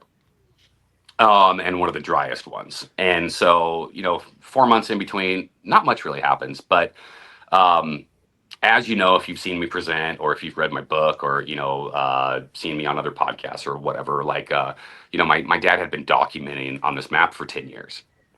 Right. And it was this Forest Service map. And he had been keeping track of every footprint that was found, every sighting that was found, and not just his, but anyone in the area, any noise that was reported, sightings that were reported, hair samples, whatever. This was all recorded on this map. And this map is awesome. If you've never seen it, go to the North American Bigfoot Center. Cliff Bergman is the curator of it right now. He's got it on display there. It's behind glass. Boring Oregon. In Boring, Oregon, you'll have a good time there if you stop in and take a look at the map. I guarantee it. But, this map's impressive. And my dad had been documenting all this. And one of the things that you can come to the conclusion to when you look at this is that late summer, almost every year, this place called Deduct Spring, they're finding footprints like clockwork. Boom, boom, boom. And my dad had kind of narrowed it down at that point in time to he actually thought these things were going to be there. And he also knew that it was the only viable water source in that area within a certain amount of miles that was even functioning this summer. Everything else had dried up. And Deduct Spring comes right out of the ground, right? Ice cold, crystal clear, right out of the ground. And it makes what's called Walden Pond. And it's at the Deduct Trailhead. And so my dad had a good idea based on past history and data that he'd been collecting and had been put on this map that he'd been studying, that these things should be showing up, from August 10th, forward, like sometime in late August. And the whole entire week before the footage was filmed, he had spent every day the week prior at Deduck Spring. And he was going there before the sun came up. He was going there, getting up there like 4 or 5 o'clock in the morning, before the sun was rising, and he was watching the pond from his vehicle. And as soon as the sun would rise, then he would get out and he would walk around and take a look to see if he could find any tracks or anything like that. And just no luck. He wasn't finding anything, and he had it, in his brain that he was missing them, right, and that they were coming even earlier to beat the heat, and so he would come earlier, and nothing. And just it was kind of perplexing him a little bit, because he knew they had to be there. Where else were they getting water from? And it's right there. It's got double access to the watershed. It's just west of like Hell's Canyon a little bit, which is, we believe they were coming kind of in through that direction, what they call the Winnahaw, and up into Deduck there. And, like I said earlier, a little bit of planning, a little bit of skill, a little bit of luck, right? A little bit of chance. But as you would have it, August 19th, my sister calls, and her car won't start. And she has to go to work in the morning, and she has to be able to take her son, he's 2 years old, his name's Cody, my nephew, to daycare. And she asked my dad, like, will you come over and fix my car, Dad? And of course, he's obsessed with everything, but God, he loved my sister, right? And so he said, yeah, of course I will. And so the next morning, he doesn't go to Deduck Spring on the 20th. He goes to my sister's house, her apartment, and he gets her car running, so she can go to work. And then he goes to the Flying J, and he gets a cup of coffee. And he's coming home, and I have some friends hanging out that day. And my mother's at work. She's working at that point in time. And he just kind of says, like, what the hell? Screw it. Like, I might as well just go up there, And so he turns around and he goes to Deduct. And it takes an hour and a half to get up there. Plus, he's fixed my sister's car. And, he's getting there 4 or 5 o'clock in the morning. And that day, we figure he gets there about 10 a.m. So we're looking at about 5 hours later than what he usually did, and walked right up on one of them, literally. Yeah. And so, to this day, I still think, like, he was correct, and they were coming, and he was missing them. I think they were there. I think they were waiting for him to leave. Yeah. And then they were getting, and that day when he didn't show up and he wasn't there, and they, for whatever reason, were actively walking around, and he surprised her and walked right up on her. Yeah. So, Now you said her. her, yeah. Yeah. Yeah, I mean, we fully believe But- it's a female at this point in time, and there's a few reasons for that. If you've seen the enhanced footage, if you've seen the extended footage, we now know, or I won't say no, but we think at least there's a baby in this footage that's being lifted from the ground that she picks up. We're pretty positive that's what that is, and so that combined with the footprints, which are about 14 inches, right? 13 and a half inches, actually, just slightly smaller than Patty's, which is not large. So the footprints combined with the appearance of what we believe is now a smaller Bigfoot that's being lifted in there. I'm assuming this is a female.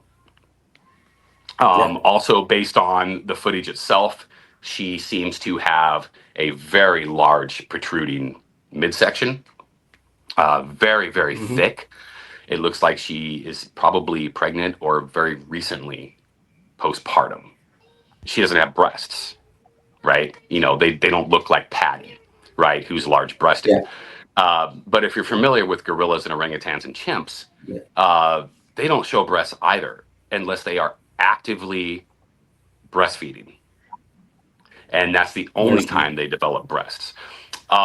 So those large primates, are slightly different than, human women, right?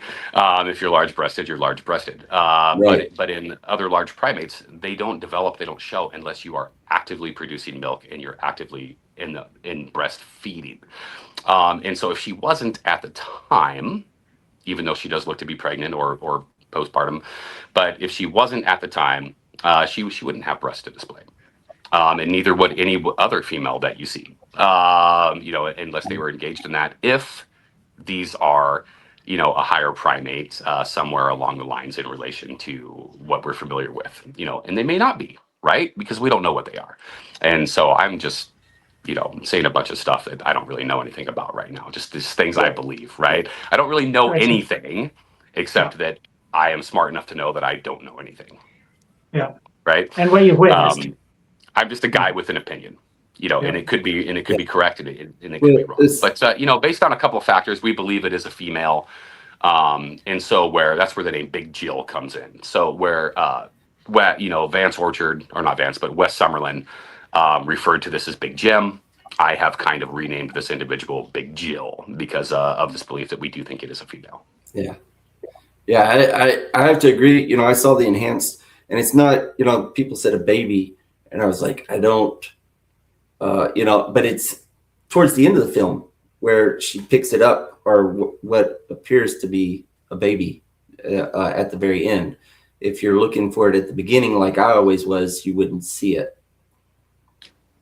No, correct. Yeah. And, people forget as well, like that footage, the raw footage of that is almost 10 minutes. And it is more towards the end of it. Yeah. And I think if you're watching the enhanced footage, like if you have my book and you've got the link in there for the enhanced footage, I think it's like somewhere around the 11-minute mark, or maybe 12-minute mark that she shows up, and lifting the juvenile there. Oh, there he goes.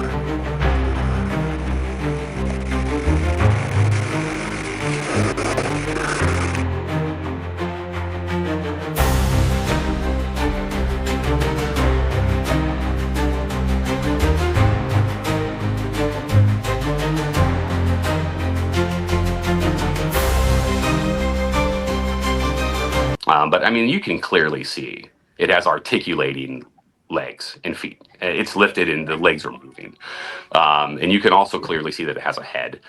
And when she does lift it, in some of the enhancements where they've like differentiated the two different colors, or two different colors of black. So they've differentiated her from what she's lifting, and they're two different colors. You can see that after she lifts it, it crawls onto her back. And the color on her back changes and becomes the color of that. What's also really interesting is you can tell if you really look at it, when she does lift it, she lifts it with her left arm only, and her right hand swings backward. And you can see her hand become visible for a split second as she's lifting this thing, and she just pops it up with her left arm. And that is exactly to the T how gorillas lift their young. Oh, I was going to say, I think it's incredible, of course. Now, Patty's the gold standard, right?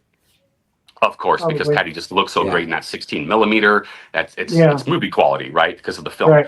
And my dad's is not, because of the technology was terrible at the time. Even though it was 92, you think it would be better than like 67, right? But it's not. But what makes my dad's footage really interesting are there's so many more elements to it.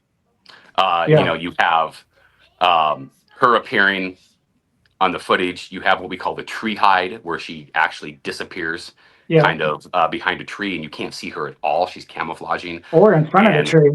In front of the tree, right? Yeah. And there's actually a bough from that tree that's bent over, and if you really look at it, she like bends over and shapes herself to that bough to match perfectly with it. So you have her initial sighting, you have her blowing through that tree, right? You have the tree hide. You've got the baby lift that's in there, and you have audio, which we don't have, with Patty. And not that I'm not saying Patty's legit, but for all we know, Roger's like yelling, for the individual to walk faster or something. You know what I mean? We don't know what was being said. Where we have audio with my dad's, so I think my dad's is. I think it has a lot more to be investigated and to be enhanced and looked into in my dad's footage. I think it's more whole, but of course, visually, not nearly as good. And it's way more local, Yeah. which is more important for us, being Washingtonians. Well, of course, Yeah. well, I mean, D-Duck Springs is in Oregon, so not Washington, but it's still pretty local, right? But yeah, I mean, my dad's footage is incredible. It's certainly number two. Right. I do know some people that think that it's more important or it's better than the Patty footage for multiple reasons. I can't necessarily agree with that, just because Patty looks so great, right? But like I said, I think there's more to be studied from my dad's, Yeah. and completely different terrain. Patty's walking down this nice, kind of sandy like beach, right? She's got no worries in the world. It's a straight beeline, boom. D-Duck Spring there off the trailhead Yeah. where this was filmed. There's deadfalls everywhere. There's holes everywhere that have eroded away still to this day. Like it's not a safe place to walk. And it's not somewhere like at night that you would want to walk around because you'd end up with a broken ankle. It's that severe. And it's people that haven't been there don't realize that. And so once you go there to visit it, if you've never been, you should put it on your bucket list. You'll like soon find out that even though it's fairly close to like a main public road, that it is a lot more extreme as far as the layout of the land than most people realize. Yeah. Pretty cool. I would agree with some that your dad's footage is, like you said, Patty has the visual, as far as clarity and stuff goes, but your dad's is probably to me right up there with it, as far as equals, because we do have the audio, we do have all the other additional stuff that we don't get with Patty, and Right. so I mean, yeah. to me, baby, whatever, her coming out, the head snap, and all this stuff. Like, okay, it's all great. Like, literally, my favorite thing about my dad's footage is the tree hide, Me too. Yeah. where Me this too. individual animal shows us in plain sight how good they are at camouflaging themselves in their own exactly. environment. No Yep. orbs, no vortex, right? Or Right. anything like that needed. There's no woo, there's nothing fancy or mystical or anything Right. like that, right? It's just Yep. literally, I'm gonna hide. I don't want you to see me, and Yep. you never will. And sometimes at my presentations, I take a still from that where it's in the Yeah. hide, and I You show it can't. on the screen, and You no can't. one can ever see it. No one No, can you find the can't. Bigfoot. And Not then until I she show the moves again. footage, and it's Yep. like people are blown away. And that's my favorite thing about it is like Yep. when you realize that you could be out, you could be doing research or hunting or hiking, and one of these things could be 45 feet from you, which is about the distance, 45, 50 feet that was filmed from. That's how Yeah. terrible that camera was, right? Yeah. And you wouldn't ever see it unless it Yeah. wanted you to. Yeah. Period. Exactly. I mean, and That's that is, that's one of the people things say that I talk. people say they disappear, or they do this. Well, yeah, they do. They do disappear, but not in the way that like these woo people want to like present it. No, they're Yeah. just masters of camouflage. Fully biological. Yeah. Completely, yes. Yeah. Yeah. I think we had Jason Kinsey talk a little bit about that, like the cuttlefish and stuff, how they kind of, it's got to be natural. It's not something, like you said, Unscientific. it's not the other Magical. stuff that people Yeah. want to believe. Oh yeah, I mean, you don't need portals and spaceships and like all these things, right? For something to disappear, they can literally disappear right in front of you. And anyone who's ever spent any time in the woods, anyway, it doesn't have to be like a Bigfoot, but pound for pound, right? Like deer mice consume more bones than like any animal on the planet, right? But how many deer mice do you see when you go trouncing around in the woods? You know what I mean? There's millions of them, things like that, and then on a larger scale, like, I, in my entire life, and I've spent a lot of time in the mountain, I've seen one cougar in the wild. one Yeah. in my entire life. And I know people that have gone their whole lives, they've never seen one. And you're Yeah. talking about something that has a much higher population Yeah. than a Yeah. Sasquatch So, would, yeah. and not as intelligent, right? Yeah. And it's just, these people that think like, oh, they can't be real because if they were, people would see them all the time. Right. It's Yeah. such a load of baloney. Yeah. Yeah. Well, I think too, the average person out there hiking isn't looking for Bigfoot.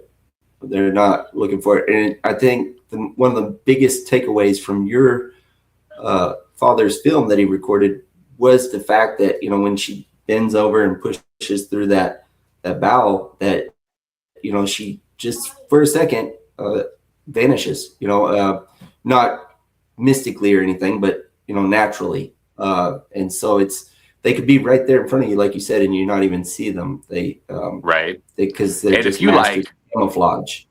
if the tree hide, if you zoom in on that where it's enhanced, you can see when she hides, she turns her head and looks at him again.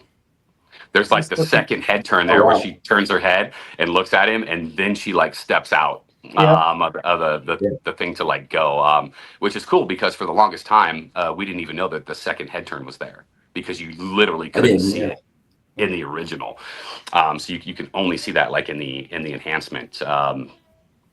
But so lots of cool stuff, but obviously that was a big deal, right? That footage. And that got put on the news, and then that made some national headlines, and that got shown on a lot of things, and kind of made my dad like a little more famous than he had previously kind of been, and he, after the ice cream commercial and Good Morning America, had kind of dropped out of the public eye a little bit, and that kind of brought him back into it. But again, it put so much emphasis on our family, and so much spotlight that is the time period that my brother and I just kind of said, screw this, and both of us kind of hid from it. And, years and years and years for me, and, for anyone who's curious at all, I mean, the only reason I'm sitting here doing this podcast, or I wrote a book, or I do any presentations whatsoever, is because of Cliff Berrickman,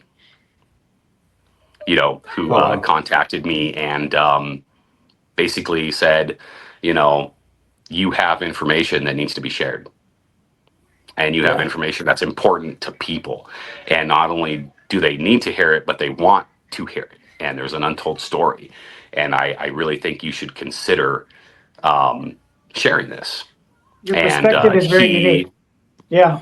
he invited me to come down right after it was right after he had opened the North American Bigfoot Center.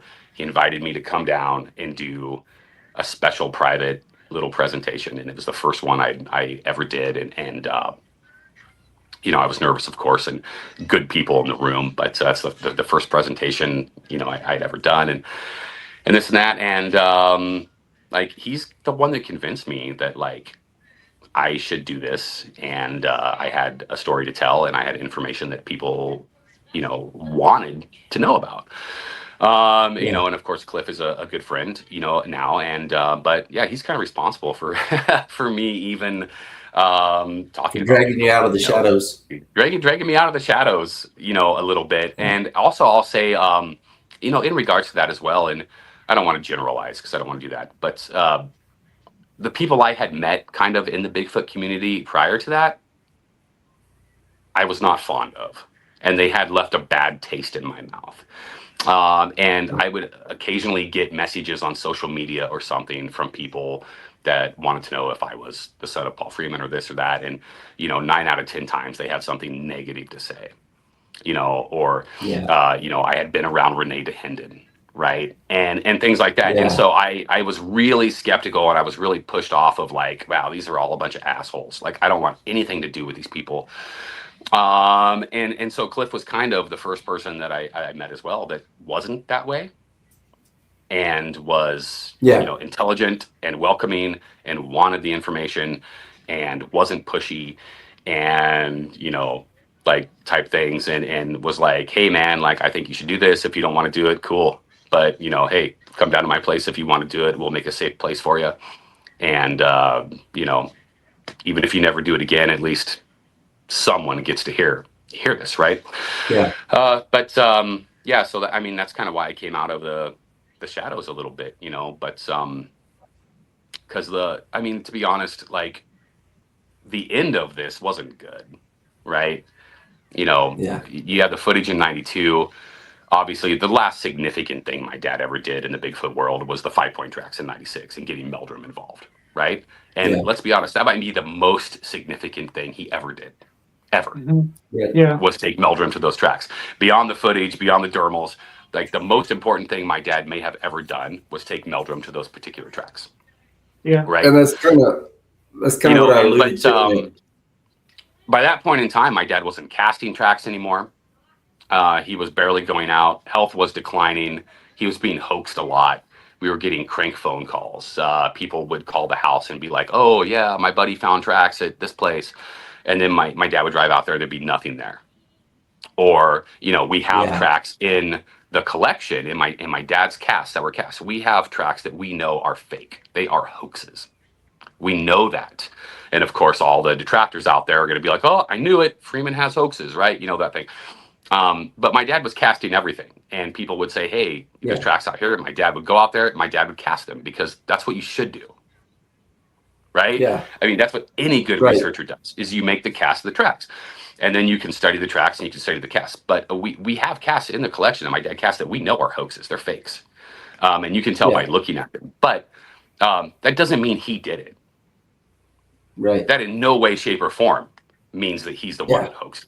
And some of them are so goofy, hoaxy looking that they don't look like anything else he ever casts, right? And I don't Right. like he's not around anymore. You know, my dad, you know, he died in 2003, but I don't have his opinion on like what do you actually think of this cast, Dad? So I didn't get to ask him of that, but I sure would like to know it on some of them. You know what I mean? But Yeah. anyway, you know, he told Jeff personally when he took him to those tracks, like I don't even cast tracks anymore unless they are absolutely perfect. And Jeff was kind of, you know, dumbfounded by that over the years. And I've talked to him about that because what my dad thought of as perfect was like the static track that's in the ground that looks like what you would want Yeah. to hang on your wall, right? When in reality, what we want to cast are the tracks that are showing locomotion and are Mhm. showing the Yeah. foot flexing and the toe splaying and all Yeah. these things that my dad thought were imperfections because, oh, that one's not very good. Look, it's slid right here and he doesn't cast it. Well, Jeff is really curious about that one, right? Yeah. And so my dad had quit casting tracks altogether unless they were absolutely perfect. And it's kind of basically just due to the fact that they were playing practical jokes on him. And, you know, Jeff Meldrum, you know, has said publicly that my dad became a lightning rod for pranksters and hoaxers. And they were Yeah. gravitating to him and trying to fool the Bigfoot expert. And, you know, so my dad quit. And he literally quit. And in 1997, hung the gloves up completely and was tired of it. And he gave a presentation at the Western Bigfoot Society in 1997. And that's the last thing that he ever did. And packed my mom up and moved her to where she always wanted to live for once, which was, you know, the beach. And they moved to Long Beach, Washington and lived at the beach. And, you know, health went downhill and everybody knows the end of the story. And it's sad, but the last thing my dad ever said, you know, and he gave that interview with the BBC in 2001, and Tom Powell was present. And, you know, the last thing my dad said about Bigfoot was if one was standing across the street right now, he wouldn't even get up to look at it and take a picture through the window because nobody would believe him anyway. Like that's what he was left with, you know, a year before he died was, you know, I wouldn't even stand up to take a picture of it. So, Wow. and Sad. it's, you know, one of the things, and here I sit, right? And I'm only here because my dad's not here, right? So I'm like the pseudo replacement for my father. I'm like the next best thing. And if my dad was alive, he certainly would be a lot more popular because he had that personality and he was this, you know, really good storyteller and stuff like that. And God, he would have been on some TV show. They'd have had to put him on one of these shows, you know. But it makes me sad that he didn't live long enough to get the recognition that he deserved and to see what this has become and where it's kind of part of like our social norm now. And there's all these Yeah. shows and everybody thinks it's cool and there's Bigfoot everywhere. And my dad's more popular now than he ever was when he was alive. There's more people that care about his research, that want to research him. And he didn't live to see it. And through all of this, I think that's the most unjust thing, is that he died like thinking that like no one was ever going to believe him, and it didn't really matter what he did, and he basically gave up on it.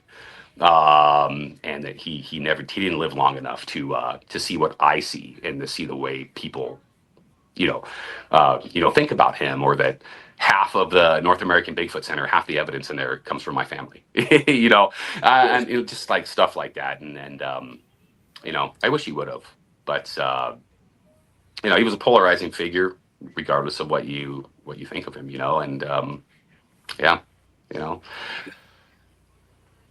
Yeah, you guys are left with me, so. Well, and we're grateful to have you, because if it, your brother obviously still doesn't want anything to do with it, so, the fact that you're willing to come forward and bring all this information to us now, I mean, is invaluable, because if it weren't for you, I think a lot of people would just be stuck with that. Today, a lot of people would just be stuck with that video. Yeah, my brother doesn't really talk about it much. When I see my brother, and I haven't seen, the last time I saw my brother was when my sister passed away. And my sister Linda was killed in a motorcycle accident on my youngest son's first birthday. Oh man! So there you go. You get anniversaries, right? So every time he has a birthday, which is coming up next month, I get to relive this. And that's the last time I saw my brother. And we'll talk on the phone once a year, maybe, but we don't even talk about Bigfoot with each other. He doesn't really want to, and I don't blame him for it. I mean, honestly, because I've had my bad experiences as well, and him and I are we're different personality types in the first place, but he's not in real good health either. But there's that. But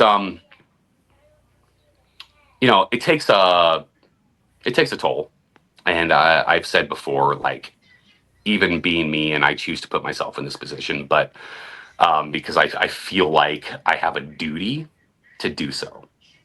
And that is a strain in itself, right?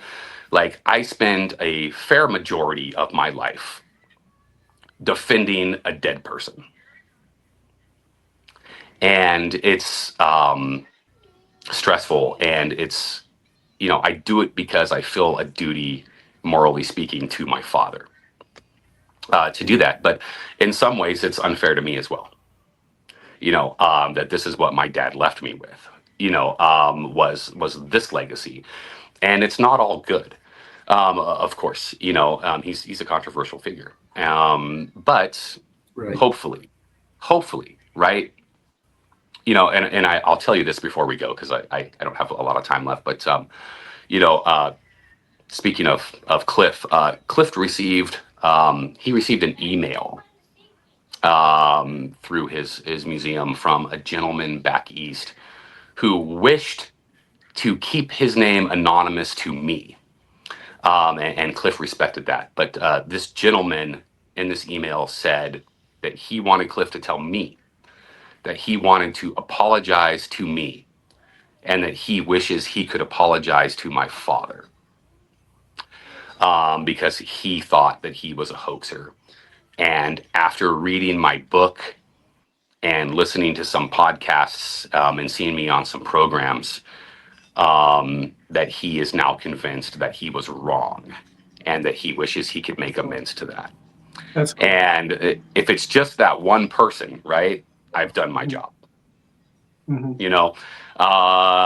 And so that's kind of what we're it's kind of what we're hoping for, man. Is I'm not here to convince anyone that Bigfoot's real. I'm not here to convince anyone that my dad wasn't a hoaxer. You can believe what you want to believe, right? I'm here to tell the truth as far as I know it, what I know the truth to be. I'm here to set the record straight, and I'm here basically to just, remind people that, you can believe whatever you want, but at least do the research first. Yeah. Right? Yeah, Educate yourself, absolutely. look into it, do the research, form your own opinion, and then have your belief, and if it's different than mine, great. And you know what, we can have a conversation about it, because I like talking to people that are skeptics, or that don't necessarily, think my dad was 100% legit. Like, I'm fine talking to them. Like, we'll have a conversation as long as you're educated on the subject. Like, learn something about the footprints, learn something about Chillicothe and Krantz and Meldrum and what they have to say about the footprint evidence, and learn something about the footage, and then come to me and have a conversation, right? And I'll tell you right now, like, Mark Marcel is going to love this if he watches this, but Bigfoot is a business, and believe me, 100% it is. We are in the business of Bigfoot, and the business we are in is not the business of rumors or hearsay. We are in the business of evidence, period. And bring me the evidence and show me the evidence. And that's, at this point, all that I am interested in. Yeah, I agree with that 100%. I love that. Yeah. So yeah, we're really grateful that you came on the program, and we appreciate all this. And you, like I said, when I heard you at the conference, I knew we had to. When we're kind of like debating doing a podcast and stuff, I said we got to get Michael on there, because this is totally, there's too much more to the story. There's too much, man. And we've gone for 2 hours. We could do 5. Yeah, because I mean, there are events, there are things that we've completely not even talked about. There's so much stuff with my dad that it's something always gets left out. But it's okay. We talk about the things, and most people want to know about this or this. There's certain little things there, but hopefully, everybody enjoys the show, and we can do it again. If you release this and it's popular, if people actually watch it, like we can do it again. So we can dive into all those other things. Hey, real quick, Michael, before we let you go, is there anything you want to promote, or like where can we buy your book? Are you going to any conferences coming up? What's going on? Well, nothing really to promote. I'm not going to tell people where to spend their money, but you can get my book if you're so interested. Amazon is the most popular place to get it, but also Hangar One Publishing. Barnes and Noble's online sells it. I've seen it on eBay. They're asking outlandish prices for it, though, which I think is crazy. So book or hardcover or ebook, Amazon.com, easy way to do that. I am scheduled to be in Minnesota for the Minnesota Bigfoot Conference in early October, I believe the first week of October. And that is the only conference I am scheduled for. I'm going to take the summer off this year. It'll be the first one in like 5 years where I haven't done at least one conference during the summer. So you can look for me in Minnesota if you are so inclined. You can read my book if you're so inclined. So I highly encourage people to do that. Well, this has been fun. Go ahead. Oh, go ahead. Oh no, I something else about your book real quick though. It's interactive. There's it's not like a normal book, right? There's QR codes, and you can scan stuff, and it'll take you into video, and so people will get a deeper look. Correct? Yeah, there's 42 QR codes throughout the book. There are QR codes in the hardback. Now, if you buy the ebook, they're just links that you click, right? But in those 42 QR codes are 5 hours of audio and there's like 2.5 hours of video footage that you can watch as well, including my dad's presentation at the Western Bigfoot Society in 1997, which is the only it's the last presentation that he ever gave, and he only did a couple of them in his entire life. And so you could see the last presentation that he ever gave in full detail there, which I think is fantastic. But it's sort of interactive, in a way. So along, aside from the reading, there's about 5 hours of listening and video footage for you to, I guess, enjoy. My favorite part of that book, and we're all critics of ourselves, right? The book's not very good. It's really not. I was rushed. There's things that are left out of it. There's chapters that were cut out of it. My sister passed away right in the middle of me writing it. Yeah.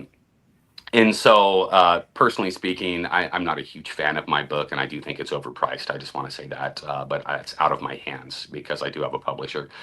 But my favorite thing about the book is listening to my father speak, because his voice is on there, and him telling the story that I'm telling you today, and him talking about the events that I'm writing about in the book. And I spent hours and hours and hours preparing this book, listening to the audio, and I hadn't heard my dad talk in years and years and years, right?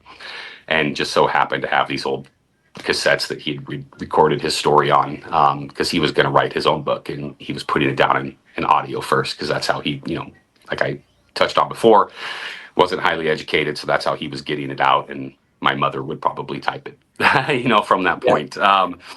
But my favorite part of the book is my dad, and just listening to him, and I think it's going to be everybody's favorite part. And he just is such a good storyteller and a voice, and he's so genuine, and it's just a different time, man. Those guys, the way they talked slow, and then the way they described things and told stories, it's just different. But it was it's my favorite part of the book is listening to him. And even if you don't read a single word that I wrote, at least listen to the audio, because I think it's going to be everybody else's favorite part as well. Yeah, for sure. Awesome. Thanks, Michael. I appreciate it, you guys. We'll have to do it again.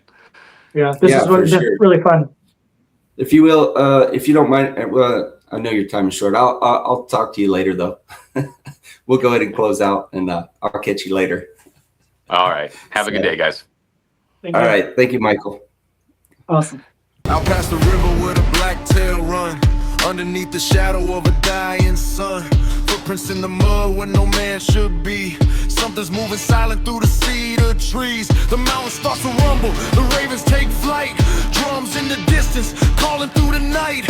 Every broken branch, every howl in the rain tells another story they can't explain.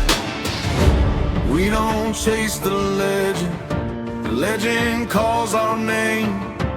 We don't fear the darkness, we walk into the flame.